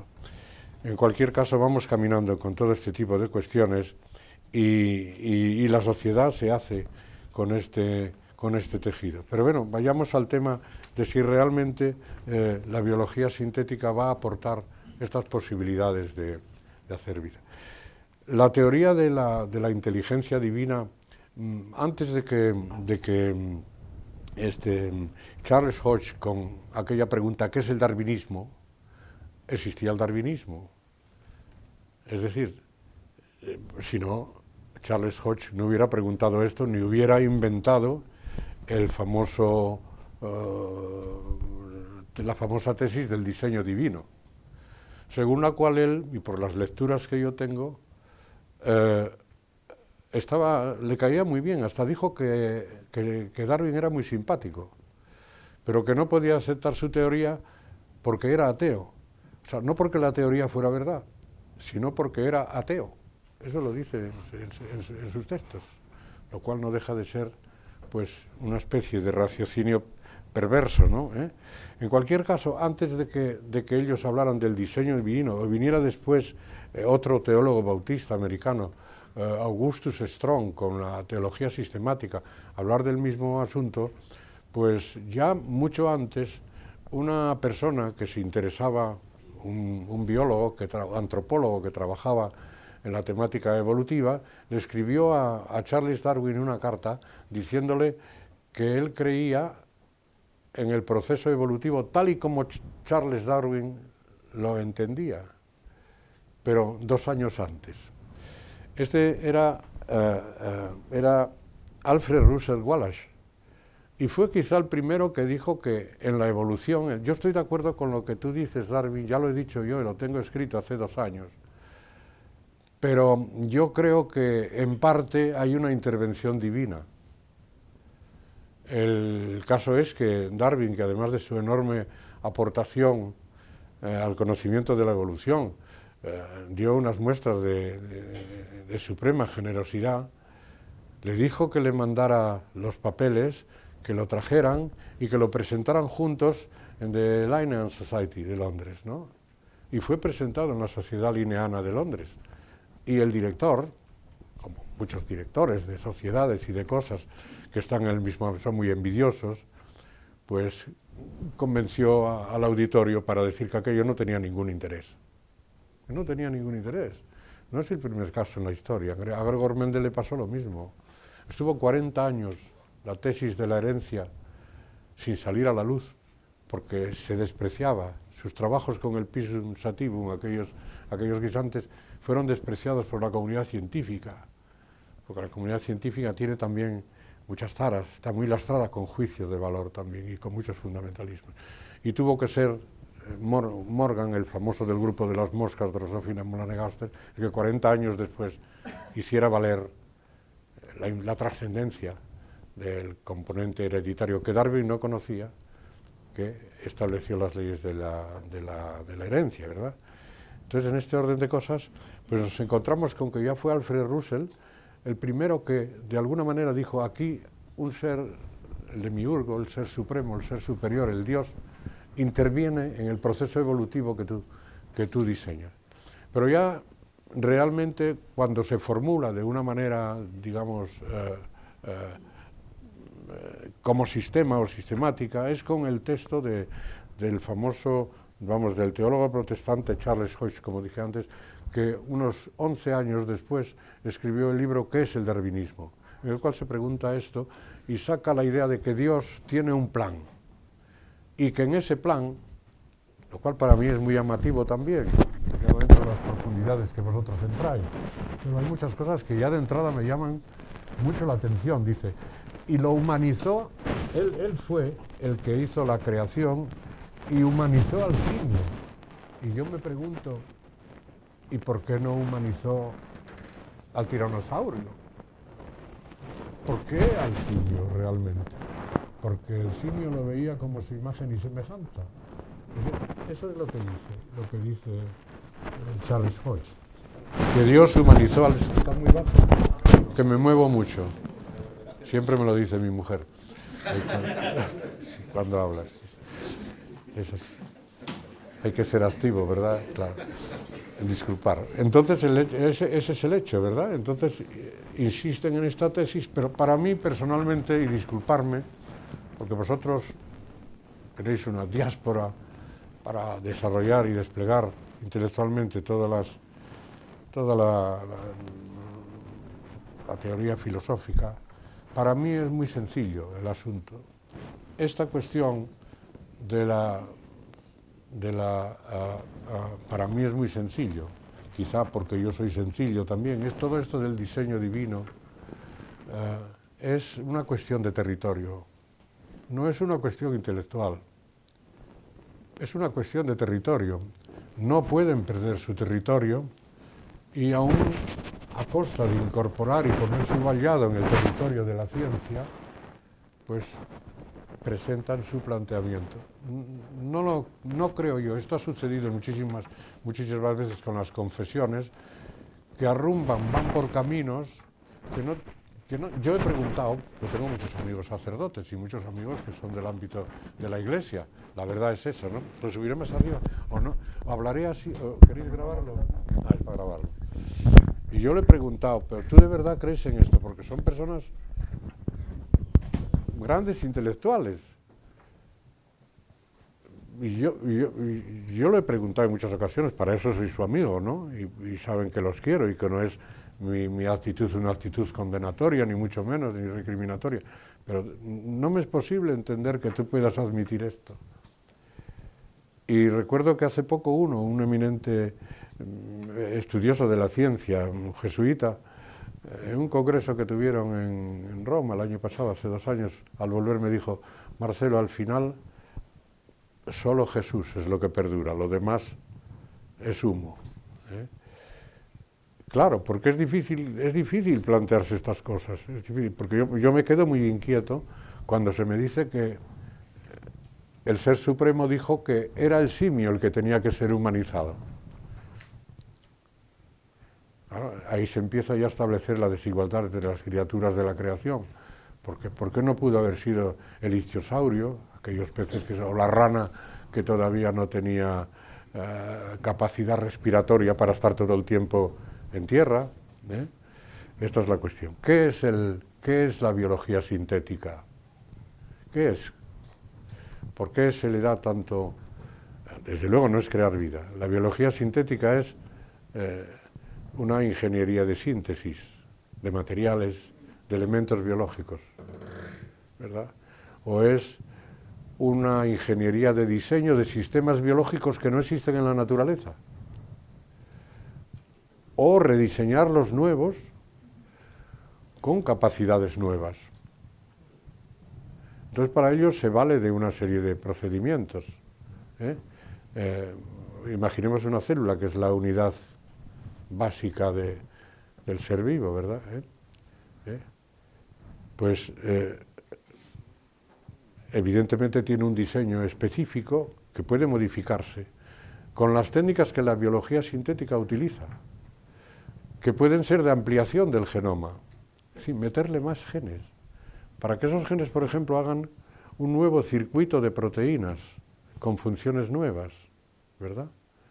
O quitarle genes para ver cuál es el genoma mínimo con el cual una célula puede funcionar, no solamente desarrollarse, dividirse, sino ofertar productos, que en última instancia lo que se busca de la biotecnología son productos en el medio ambiente, en la medicina, en la industria o en mil otros sitios, ¿verdad? Esa es la cuestión. Por lo tanto, esos son los elementos casi fundamentales. Luego hay más cosas, ¿no? Pero el proceso de la síntesis no se entiende en la biología sintética como algo que reduce o que concreta, no, sino que expande, porque la síntesis de la biología sintética es la síntesis que viene dada por un montón de disciplinas. Y eso es otra cosa que caracteriza la biología sintética. Es multidisciplinar, interdisciplinar, pero además es concreta, no es como la biología básica, que puede no tener concreción al limitarse al estudio del proceso del movimiento biológico en sí, ¿no? O celular o de orgánico, ¿no? No, ella es concreta y programática, de manera que su interés es que los cambios que puede hacer sobre los sistemas biológicos, para simplificar, aunque en vuestro ámbito lo entiende todo el mundo, para simplificar, que los sistemas biológicos que crean, o que las células o los tejidos o los grupos que crea se puedan comportar, o los microorganismos, que es donde se está empezando, como un ordenador que puede ser programado. Esto, desde luego, ofrece posibilidades infinitas, ¿no? La biología sintética es la búsqueda de ese nuevo elemento, o ese sistema biológico, microorganismo célula. En el primer caso de Benzer fue un micoplasma, una bacteria simple, ¿no?, con un solo gen, pero puede ser más amplio, ¿no?, lo que sería, lo que también es otro arma de la biología sintética, que es la genética de evolución, que es juntar demasiados ámbitos, como si fuera dentro de lo mismo crear un quimerismo de conocimientos para llegar a una amplitud mayor en el problema del conocimiento evolutivo. Y en eso estamos. Y entonces, desde esa perspectiva, hay quienes están planteándose que esto pueda ser realmente también el adentrarnos en un mundo de creación de vida. Eso es mucho más complicado. Yo traigo unas células siempre conmigo. Si tuviera el proyector lo haría, porque he visto muchas y las he abierto y las he leído, las he leído, sí, he intentado por lo menos, las he estudiado, las he analizado hasta donde yo llegaba, y desde luego con los conocimientos que tenemos, la adición genética, el que tenga un núcleo con unos cromosomas y una genética, no lo es todo en la vida de esa célula, incluso no lo es el sexo. Es decir, nosotros podemos, un óvulo puede haber sido fecundado con un espermatozoide X y sin embargo nacer Y. Porque en el plazo que va desde el proceso de fertilización hasta que pasan 7, 8 días, actúan una serie de sustancias, y permitirme disculparme que haya podido parecer un poco un arrogante denunciador sin fundamento, que haya dicho que no sabemos casi nada, porque realmente pueden actuar unas sustancias llamadas organicinas de Steinman que condicionan la modificación del sexo. De la misma manera que el calor puede modificar que un huevo de tortuga sea macho o sea hembra en función a la profundidad en que se encuentre, ¿verdad? Que sabemos poco. Hemos aprendido mucho, pero sabemos poco, que no es lo mismo, Y dentro de un poco tiempo nos asombraremos de las cosas cuando entre a funcionar todo el planteamiento de la nanotecnología y empiecen a dirigirse pues medicaciones que ya se están haciendo en enfermedades pulmonares hacia aquellas células, solo esas de un tumor que está en el pulmón, solo a esas, porque tú desde el ordenador le vas a indicar que vaya allí, una célula viva va a ir allí como la camioneta del lechero, carretando la leche y depositándola en cada casa que lo precisa, ¿verdad? Y por lo tanto nos estamos metiendo en un mundo verdaderamente distinto al que ahora estamos viviendo y que condicionará un uso, una actuación de medicina completamente distinta a la actual, completamente distinta. Tendrá que ser una medicina absolutamente biologizada, informatizada, genetizada, con unos conocimientos mucho más amplios de estos que ahora se están incorporando, porque dentro de muy poco tiempo, de muy poco, quizá no pasen ni 10 años, yo ya no recibiré, o ninguno de nosotros, una ampicilina para tratar una enfermedad broncopulmonar. No. Yo llegaré con mi biochip y el farmacéutico me dirá en función de mi composición genética qué ampicilina preciso.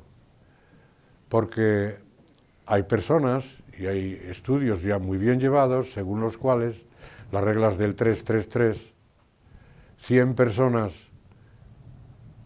con la misma enfermedad, en el mismo estatus vital, en esa igualdad, reciben el mismo medicamento, en el 33% es útil, en el 33% no sirve para nada y en el 33% precisarías al menos 10 o 12 dosis más, lo cual sería peligrosísimo para que tuviera un pequeño resultado. Lo cual quiere decir que con todo esto nosotros conseguiremos saber ahorrar y evitar hacer daños, saber qué tenemos que dar para tratar, ahorrar lo que es inútil y que además está causando daños al paciente y por otra parte impedir dañarlo más con unas dosis que le sobrecargan. La biología sintética, desde luego, no es la vida, y yo creo que esa es no podrá hacer nunca la vida, no es posible, creo que no será posible. Y no se puede recurrir a aquello y decir, yo creo que no lo veré porque ya soy mayor. No, creo que no será posible. Es decir, hacer la vida en sí misma, una célula viva en sí misma, no será posible. Ya hace muchos años, Ananda Chavakartri, no sé si recordaréis porque fue muy conocido, creó una pseudomona que por unos cambios genéticos que hizo en la bacteria, la cual fue denominada como la bacteria come plásticos, y estaba dirigida a enviarse en cantidades enormes a los mares que estaban cargados de plásticos para que los devoraran, porque los plásticos formaban parte de su metabolismo.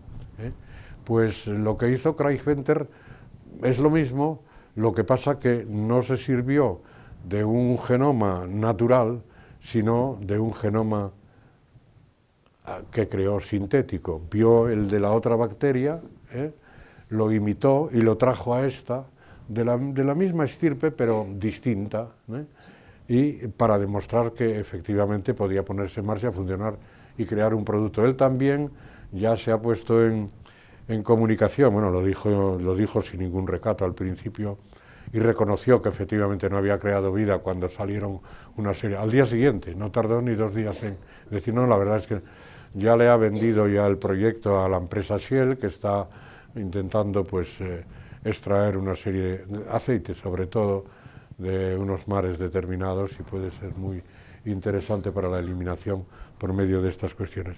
Pero la biología sintética natural, tenemos que hablar de 2 biologías sintéticas, la natural y la artificial. La natural existe desde el primer momento, y voy terminando ya, cuando Oparin nos lo dice muy claramente. Los coacervados o coacervatos se formaron en la tierra primigenia, aquella que estudió después con los 2 matraces Stanley Miller, un joven estudiante becado con el premio Nobel Urey, ¿no? Estudió las condiciones del primer momento de la Tierra, cuando había unas descargas energéticas enormes en 2 matraces, y consiguió que produjeran un aminoácido, lo cual evidentemente es ya el principio de lo que puede dar lugar a la vida. Oparin lo sintetizaba con unos ejemplos, y todos habéis leído su maravilloso y pequeñito libro, pero es una maravilla, donde expresa que como las manchas de aceite, los elementos de la tierra primigenia se fueron uniendo, pero llegando a ser grandes se rompían, y a fuerza de romperse pues acabaron aprendiendo a romperse en términos casi iguales, y luego fue la desecación del ambiente lo que hizo que se creara una membrana alrededor. A partir de entonces, querido profesor, queridos amigos, no hemos dejado de vivir de pleno en la biología sintética natural. Cada vez que un espermatozoide se une con un óvulo, está cambiando el diseño del sistema biológico, está haciendo otro. Y cuando nació la oveja Dolly, también fue un elemento de diseño que es biología sintética, porque, claro, en el Instituto Rosling cogieron de una oveja blackface un óvulo, y le llevaron pues las células somáticas de la piel de una oveja Finn Dorsey, y nació Dolly después de 277 ensayos. Eso es biología sintética natural. Se está produciendo constantemente, sin parar, en todos los momentos y en todos los ámbitos, ¿verdad? De la creación, claro, de la creación biológica. Y yo creo que ya puedo ir terminando. Quizá hacer una connotación. Otro de los tremendos juicios de valor no entraría en que nos llamemos racionales, porque aunque lo haya dicho Aristóteles, pues yo no puedo estar de acuerdo. Sin más, somos un ser, pero no voy por este camino porque aquí me podéis hundir, vamos. Somos un ser dotado para el ejercicio de la razón. Eso no implica que seamos racionales. Si medimos la racionalidad en conceptos intelectuales y en función de unas medidas que nos demos como seres humanos. O sea, somos seres dotados para el ejercicio de la razón, pero si miramos el telediario, también puede ser ejercitada irracionalmente. Por lo tanto, yo esto lo pondría por lo menos en cuestión. Y la última, en esta sí ya me atrevo un poco más, es que yo creo que otro juicio de valor, otro acto fundamentalista, es considerar que solo hay vida biológica. Leamos a Lovelock en Gaia, lo que yo llamaría matria, ¿no?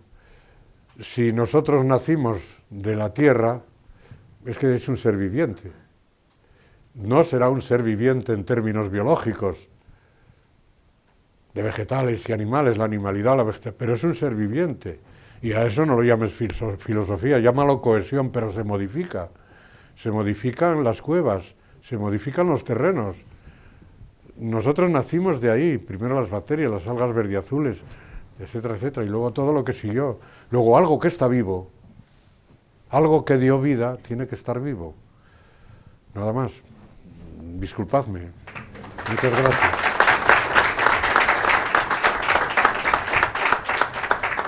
Bueno, pues aunque estaba prevista una segunda ronda de 5 minutos, como ya a las 2 tenía que terminar la mesa redonda, pero por supuesto vamos a dar 30 minutos más o así, si os parece nos saltamos la segunda ronda, abrimos el turno, eso sí, con preferencia para los de la mesa por si quieren tener alguna intervención, pero ya sin esa estructura.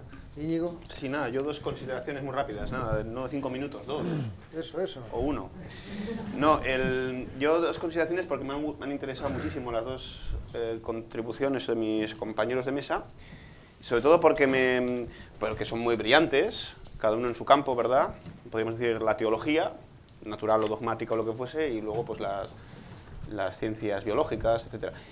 Y yo creo que lo que demuestran es lo siguiente, a mí me parece. La intervención de Desiderio me interesa mucho porque efectivamente ha puesto blanco sobre negro primero una cuestión, yo creo que de importancia principal, y es que precisamente la tradición católica, en la medida, claro, también la tradición católica tampoco es nada simple, sino que tendremos que, pues, desde luego considerar y recorrer una multitud de tradiciones amalgamadas más o menos, pero la medida en que efectivamente nos dirijamos a Santo Tomás de Aquino y no, por ejemplo, a Duns Scoto o a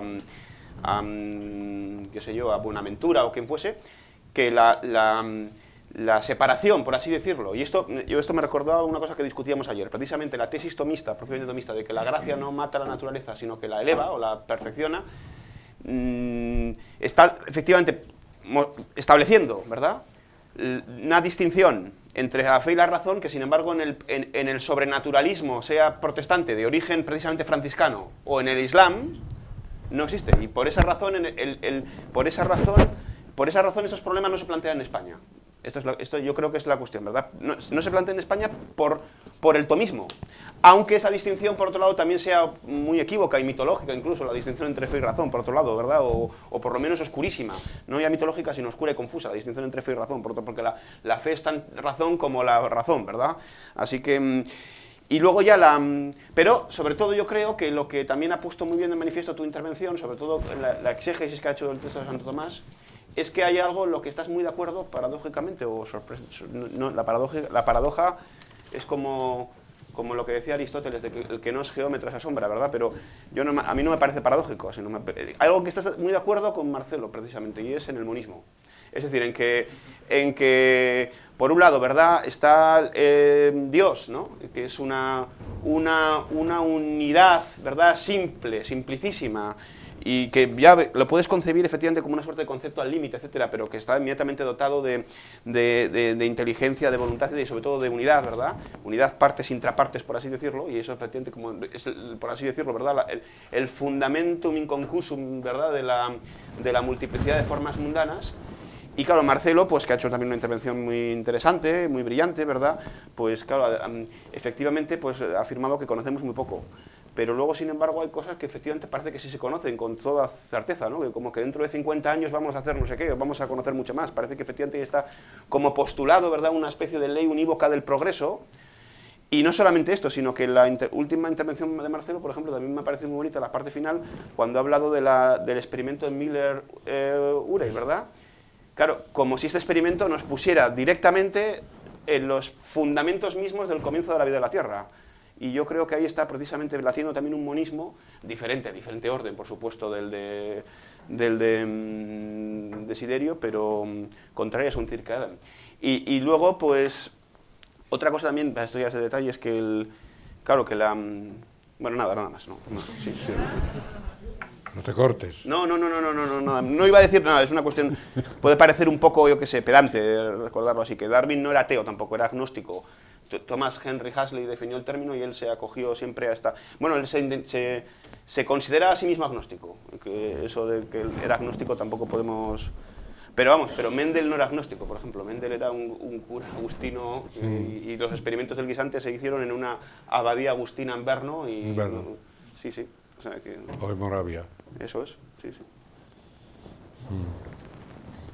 No sé si bueno, como quieras. Ha habido un caso, porque no expliqué muy bien, aunque, en fin, no quiero ser un fatuo, porque sé que lo sabéis todos, pero bueno, conviene recordarlo. El genoma mínimo y el genoma máximo, ¿no? El genoma mínimo se intentó de una forma maravillosa y fue considerado como la investigación y el descubrimiento más importante de la década última, cuando Shinta Yamanaka, un japonés en América, pues consiguió convertir células somáticas en células embrionarias, introduciéndoles solamente cuatro genes, ¿verdad? Que tienen un nombre y no tienen el OCTA34, el SO2, etc. Pero a la misma vez el primero que descubrió o que hizo la reproducción asistida, uno de los dos primeros, Thomson, también lo hizo, pero dos de los genes eran distintos. Y entonces también con 4. Y entonces con esto convirtieron algo que es absolutamente... Yo he visto hablar a las células y me he quedado sorprendido. Mira que llevo años en esto. Y me he quedado, se mandan señales, es una cosa interesantísima, cómo hablan, cómo intercambian cosas, cómo se dicen con la espectrometría, cómo se van cambiando todas estas cosas. Es una maravilla, ¿verdad? Una célula con otra, de cualquier lado, del lado del ombligo o donde sea, ¿no? Y entonces en este orden de cosas, pues consiguieron hacer células embrionarias, células pluripotentes, lo cual dejaba a un lado la preocupación ética de que te tuvieras que valer de embriones para obtener células madre del blastocisto, ¿verdad? Entonces este fue un hecho fundamental. Este es el genoma mínimo que también se aplica y se va a aplicar. Las bacterias generalmente tienen un gen y tú puedes ampliar a una bacteria el número de genes para darle funciones distintas, o puedes hacer una bacteria o hacer una bacteria sobre una bacteria a la cual has privado de los suyos, incorporándole solo 4, ¿no? Entonces ahora lo que se está es en cuántos genes son necesarios para el funcionalismo de un conglomerado de genes, de células que además se dividan y además pervivan. Pues están fijándose aquí en España, si alguien es del ámbito de esto, pues que me corrija, el grupo de Montalvo lo fija en unos 270 genes, ¿verdad? Claro, eso sería el otro modo de funcionar con la biología sintética, amplificar, y sin embargo hay investigadores americanos que llegan hasta los 700 para poder ampliar hasta el máximo las posibilidades de actuación. La característica fundamental es esa, es que programará y además dirigirá la actividad de esa célula hacia un fin concreto en un organismo. Ahora, por ejemplo, con la nanotecnología, por medio también del antivirus en estos dos experimentos de la biología sintética fueron con 2 virus distintos. Los primeros con retrovirus, el caso de Yamanaka, y los de Thomson con lentivirus. Pero es igual, el vehículo que los llevó hacia la célula es lo mismo, ¿no? Pero se está llevando ya a determinadas enfermedades pulmonares, pues uno de estos elementos programados que sabe a dónde va, que tiene una diana a dónde ir. Como sabéis también, recientemente es posible detectar 1/3 por variabilidad genética, 1/3 de los tumores, al menos de los adenocarcinomas pulmonares, 1/3 de los tumores que tendrían un tratamiento y que se curarían. puedes detectarlo ya genéticamente por estos mecanismos que están introduciendo la biología sintética y la nanotecnología. No, yo no soy en ese sentido, digamos, fatalista de pensar que siempre estamos pero es lógico que vamos a ir hasta no sé dónde. A lo mejor hasta cubrir una finalidad inédita, que es la que sea destruirnos a nosotros mismos. De lo que tengo completa seguridad es que ya somos un ser psicobioplasta. Es decir, que dominamos los genes, los cortamos, los cosemos, los intercambiamos, hacemos transgenia específica e interespecífica y podemos actuar sobre las especies. O sea, un conejo puede pesar 14 kilos, un pez puede tener un ala, y cosas todas estas funcionando sobre la tecnología genética y con estas derivaciones. Otra cosa es que tú quieras que el ser humano quiera hacerlo, pero eso está en nosotros, ¿verdad? Sí, sin embargo, cuando por ejemplo dices que se pueden leer células, ¿eso es una metáfora? ¿Leerlas? Sí. No, hablan entre sí, es decir, con isótopos tú puedes ver cómo se intercambian las cuestiones del intercambio de calcio, sí, de pero potasio. Eso no es leer, eso no es leer, en principio. Bueno, es una lectura, ¿no? Es una lectura, de la misma que de la manera que el lenguaje no tiene que ser solo oral, también puede ser mímico, puede ser escrito, puede ser de otro tipo. Tú ves en la cámara, estás viendo cómo las células con los distintos isótopos que les han ido llegando están identificando qué célula intercambia. Pero de la misma manera que se cambian mensajes, por decirlo. Ha dicho muy bien, muy bien, me ha gustado mucho, que el ojo no ve, me gusta mucho porque me ha recordado a lo de Galeno, no es el ojo el que ve, sino el alma a través del ojo, decía Galeno. Decir que el ojo ve es una metáfora, por supuesto. Claro. Decir que leemos o que las células intercambian mensajes es también una metáfora que además es, yo creo que impropia y que confunde más el terreno, pero tampoco bueno, vamos a buscar una palabra entre todos entonces. o podemos también... A ver si la encontramos, podemos también... creo que puede salir de aquí. Se comunican, ¿vale? Se comunican con mensajes, con señales, ¿no? Es por medio de un telegrafista. Ya está bien. Bueno, vamos a dejar que Desiderio, lo dejamos en el empate, que Desiderio responda también a la otra. Sí, por favor. No sería largo, ¿no?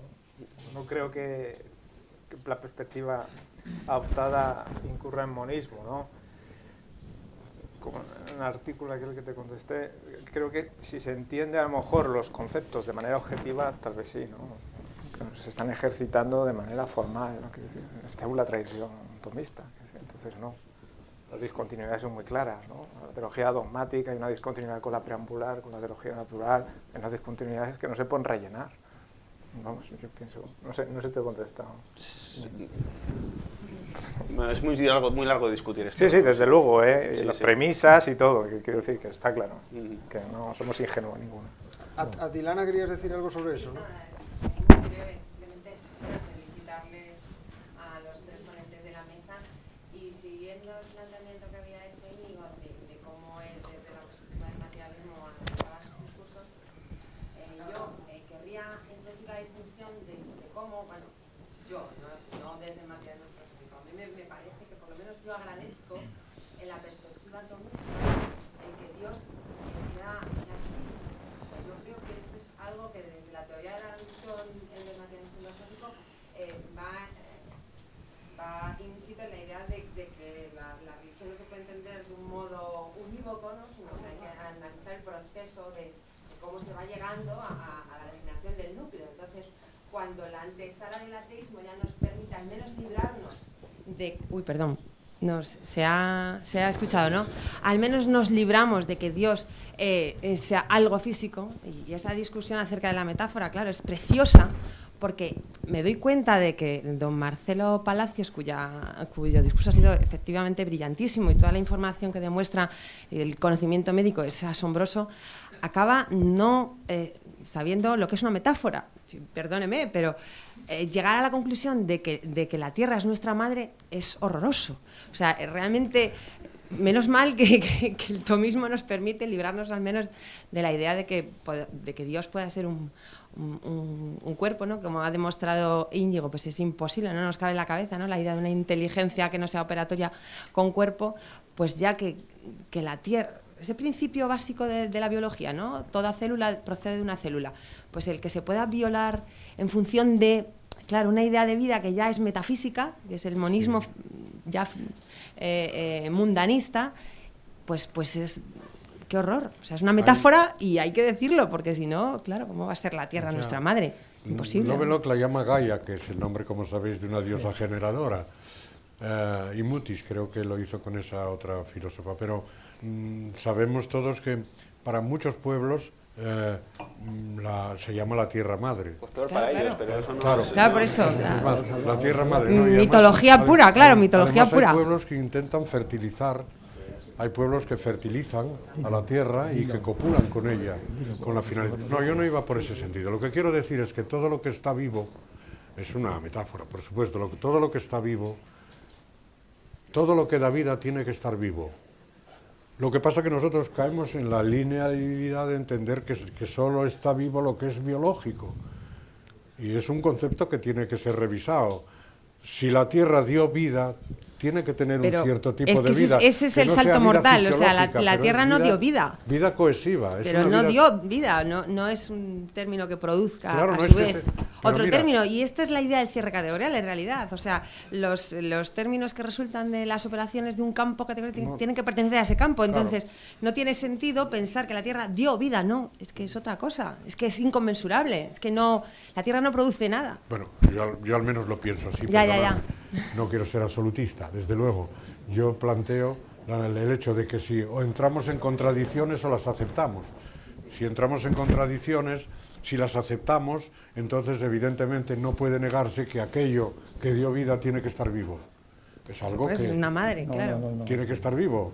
La nada... Pero eso... No, yo busqué la nada mucho tiempo y no estaba. Claro, es que es lo mismo, es que no es eso, es el monismo, no sé es lo dónde mismo. está la nada. O sea, la nada No y el encontré. ser son los dos términos absolutos Claro.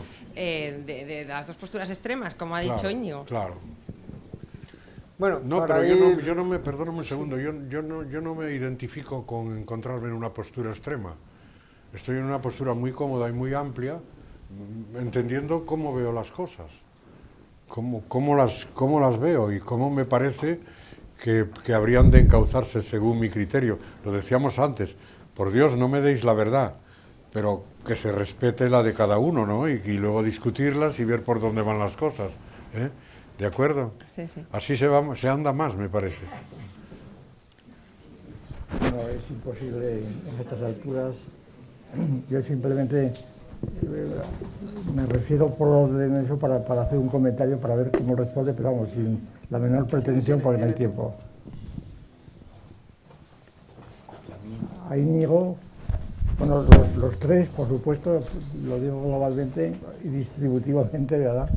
Los tres han hablado de lo que sabían, y lo sabían muy bien. Quiere decir que eso es lo que hay que agradecer, yo creo, en estos encuentros. Es decir, que hay tres personas, tres ponentes que saben de lo que hablan. Y por tanto es tan difícil hacer comentarios. Y yo simplemente, para hacerlos casi protocolariamente, a Íñigo sobre todo le sugeriría, bueno, el planteamiento me ha parecido perfecto. Claro, esta cuestión depende de la teoría de la ciencia que se tenga. Y si no, no se puede decir absolutamente nada. Completamente de acuerdo. Ahora, ha invocado un principio muy utilizado en el materialismo completamente de que la inexistencia de inteligencias incorpóreas. Claro, es un argumento muy importante. Yo a esto simplemente le recuerdo, aunque naturalmente el recuerdo pues ya sé cómo lo va a contestar, pero en fin, le recuerdo algunas hipótesis de diseño inteligente que están referidas a seres corpóreos. Me refiero a Hoyle y la nube negra. Es decir, Hoyle llega precisamente cree llegar a la conclusión, bueno, y muchos partidarios que tienen, naturalmente, de pensar que realmente los seres vivientes pues tienen una teleología innegable, este es el hecho, y que esta teleología tiene que proceder de un diseñador que no es Dios, por supuesto, porque es ateo, etcétera, sino que es la nube negra. Es un conjunto de moléculas que van y vienen y que se podría ser inteligencia. Digo, primero, es de que ahí tendríamos que discutir hasta qué punto el diseñador tiene que ser un demiurgo clásico o bien una especie de nebulosa, pues que es la tesis de Hoyle, que tuvo tanto éxito y que sigue siendo considerada pues por muchos defensores del principio antrópico, por ejemplo, de Barrow y Tipler, ¿verdad? Consideran estas cosas y muchas más. Luego, a Parrilla, pues nada, me ha gustado mucho su exposición tomista, claro, porque recordar, pero que tampoco puedo decir absolutamente nada del asunto. Simplemente creo que tiene razón que se puede decir desde el punto de vista de la teoría de la ciencia atomista, ¿verdad? Aristotélica atomista, se puede decir que la teoría del diseño inteligente es una teoría totalmente respetable. Tiene premisas de conclusiones y entonces es tan respetable como pueda serlo cualquier las teorías de Oparin, que tuvo tanta relevancia pues al caer la Unión Soviética, que fue, por ejemplo, una especie de oráculo para biólogos teóricos, como es el caso de Faustino Cordón, con el cual yo tuve mucho contacto, ¿verdad? Pero que claro que Oparin pues es también muy discutible. Bien. Quiero decir que a mí me parece que la teoría del diseño inteligente es una teoría que no se puede, y por eso depende de la teoría de la ciencia que se tenga, exclusivamente. Y entonces, incluso que se podría en ese sentido, yo no tendré inconveniente en admitir que,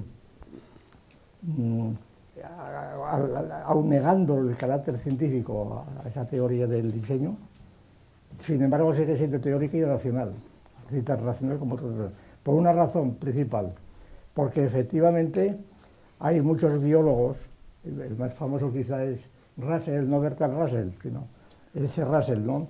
Autor de un libro muy famoso y clásico que se llama La finalidad en la vida orgánica, algo así.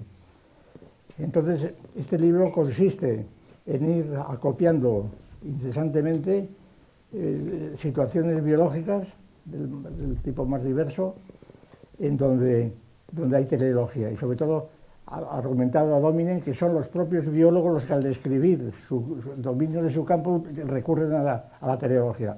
Claro, esto todo el mundo lo sabemos, es una cosa escandalosa cuando escuchamos sobre todo documentales en la televisión, estos documentales científicos, que están, pues el otro día vi uno que se repite 40 veces, por ejemplo, el de los, ¿cómo se llama?, el de los colibríes. La adaptación, con el nombre de la adaptación de los colibríes a ciertas flores, donde el pico de los colibríes tiene que entrar ello para recoger, y que son el fundamento de la reproducción de esas plantas. Si no fuera por los colibríes, bien, que antes eran otros insectos que han desaparecido en Australia, etc. Entonces, cuando se describen estos hechos se está constantemente hablando de teleología, pero vamos de un modo escandaloso. Tanto es así que se dice, pero entonces ¿esto qué me está diciendo?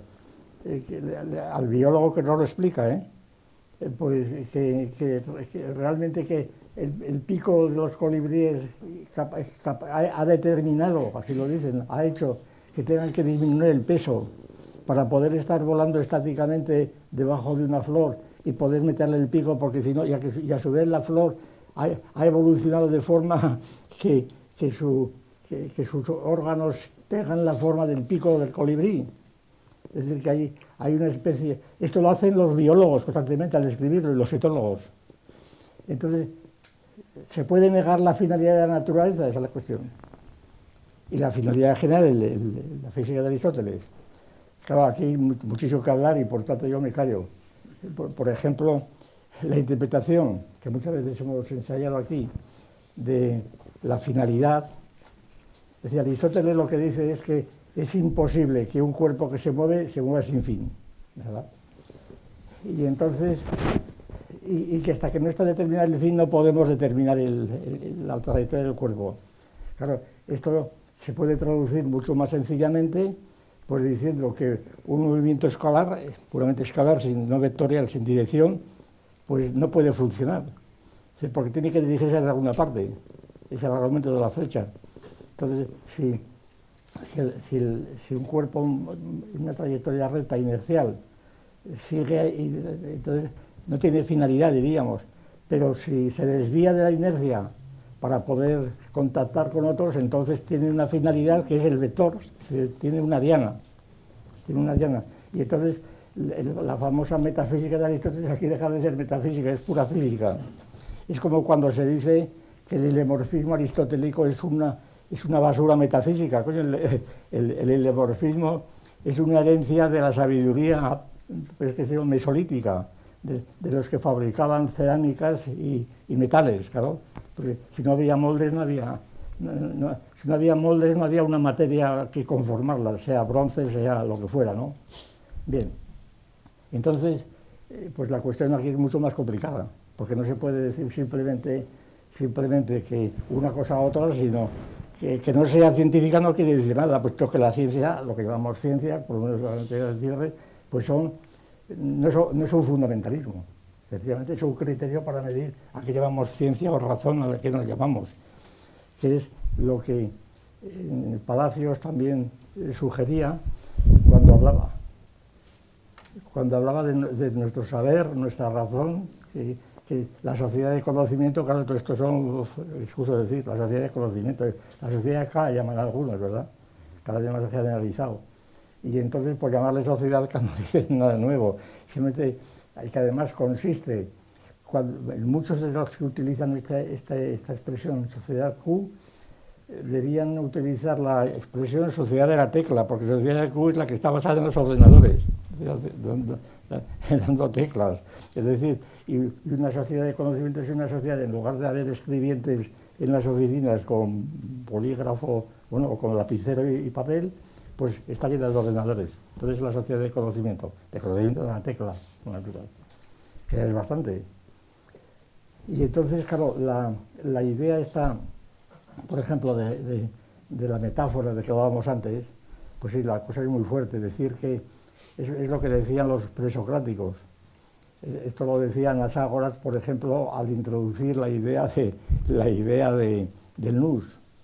Dice, todo está mezclado con todo, la famosa teoría del enigma, ¿no? De una especie de caos, pero no el caos de bueno, todo está mezclado con todo.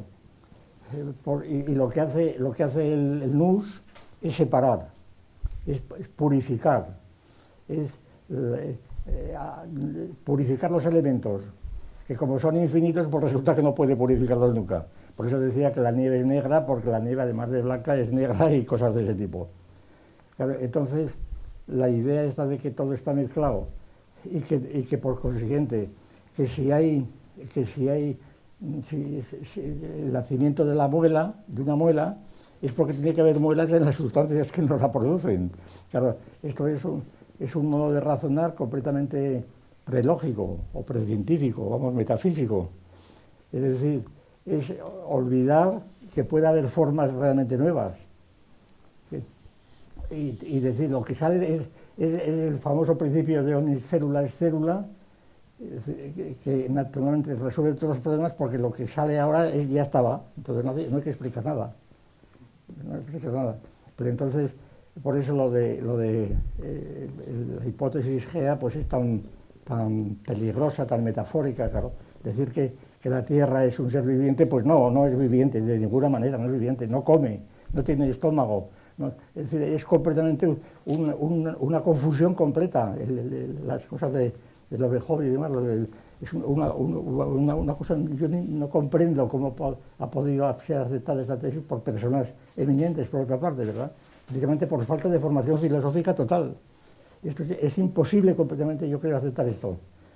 Lo siento mucho, pero... El problema está en no entenderlo como vida biológica.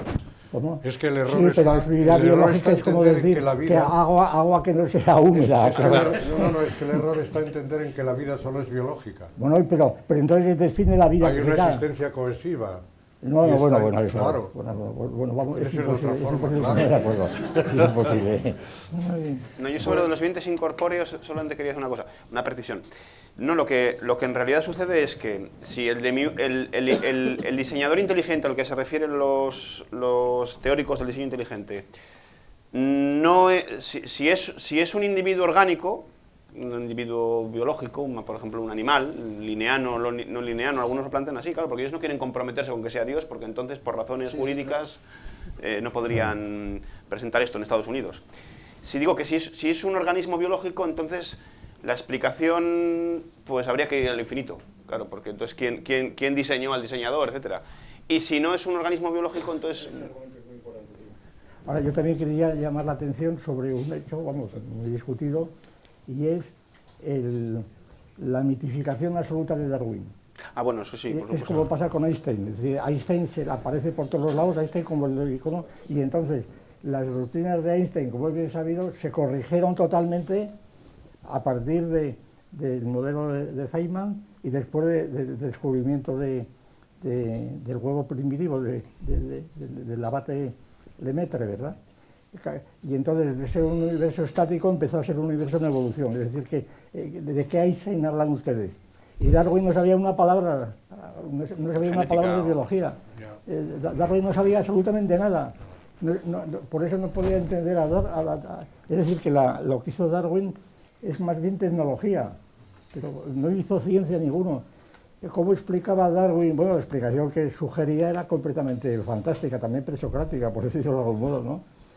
¿Cómo explicaba el mecanismo de la herencia? Lo de las gémulas, etcétera. Las gémulas, nada, eso es completamente pues una cosa especulativa que, vamos, bien está, que la inventó. ¿Por qué Aristóteles dijo que el hombre es animal racional? Eso, ¿Verdad que sabía que ibas a venir por claro, ahí. mucho peor Linneo que Aristóteles, alto, ¿eh? Linneo dijo que el homo es homo sapiens. ¿Y qué entendía por sapiens. bueno, ¿y qué entendía por sapiens? Pues basta abrir el sistema de la naturaleza de Linneo y dice, homo sapiens es el que cumple las condiciones que dicta el oráculo de Delfos. O la Biblia, que es, conoces a ti mismo. Es justo de decir, ¿eh? Y entonces, y claro, Sapiens, incluyó al hombre en el reino animal, no reconoció un reino nominal como lo harían los antropólogos, sobre todo en España. Toda la tradición, etcétera, sí. claro, Sí. toda la tradición de antropólogos en España pues fue tratar de demostrar que el hombre pues bueno, la cuestión del animal racional. Bueno, esto es un asunto tan complicado que yo creo que es mejor por mi parte callarme, porque son ya las 3 y 4 y yo no quiero. Pues entonces yo creo que podemos dejarlo aquí porque se ha demostrado efectivamente que este tema del diseño inteligente, lejos de ser una cosa menor, pues da para mucho. Podríamos pasar aquí todo el día. Así que muchísimas gracias a los 3 ponentes y al público.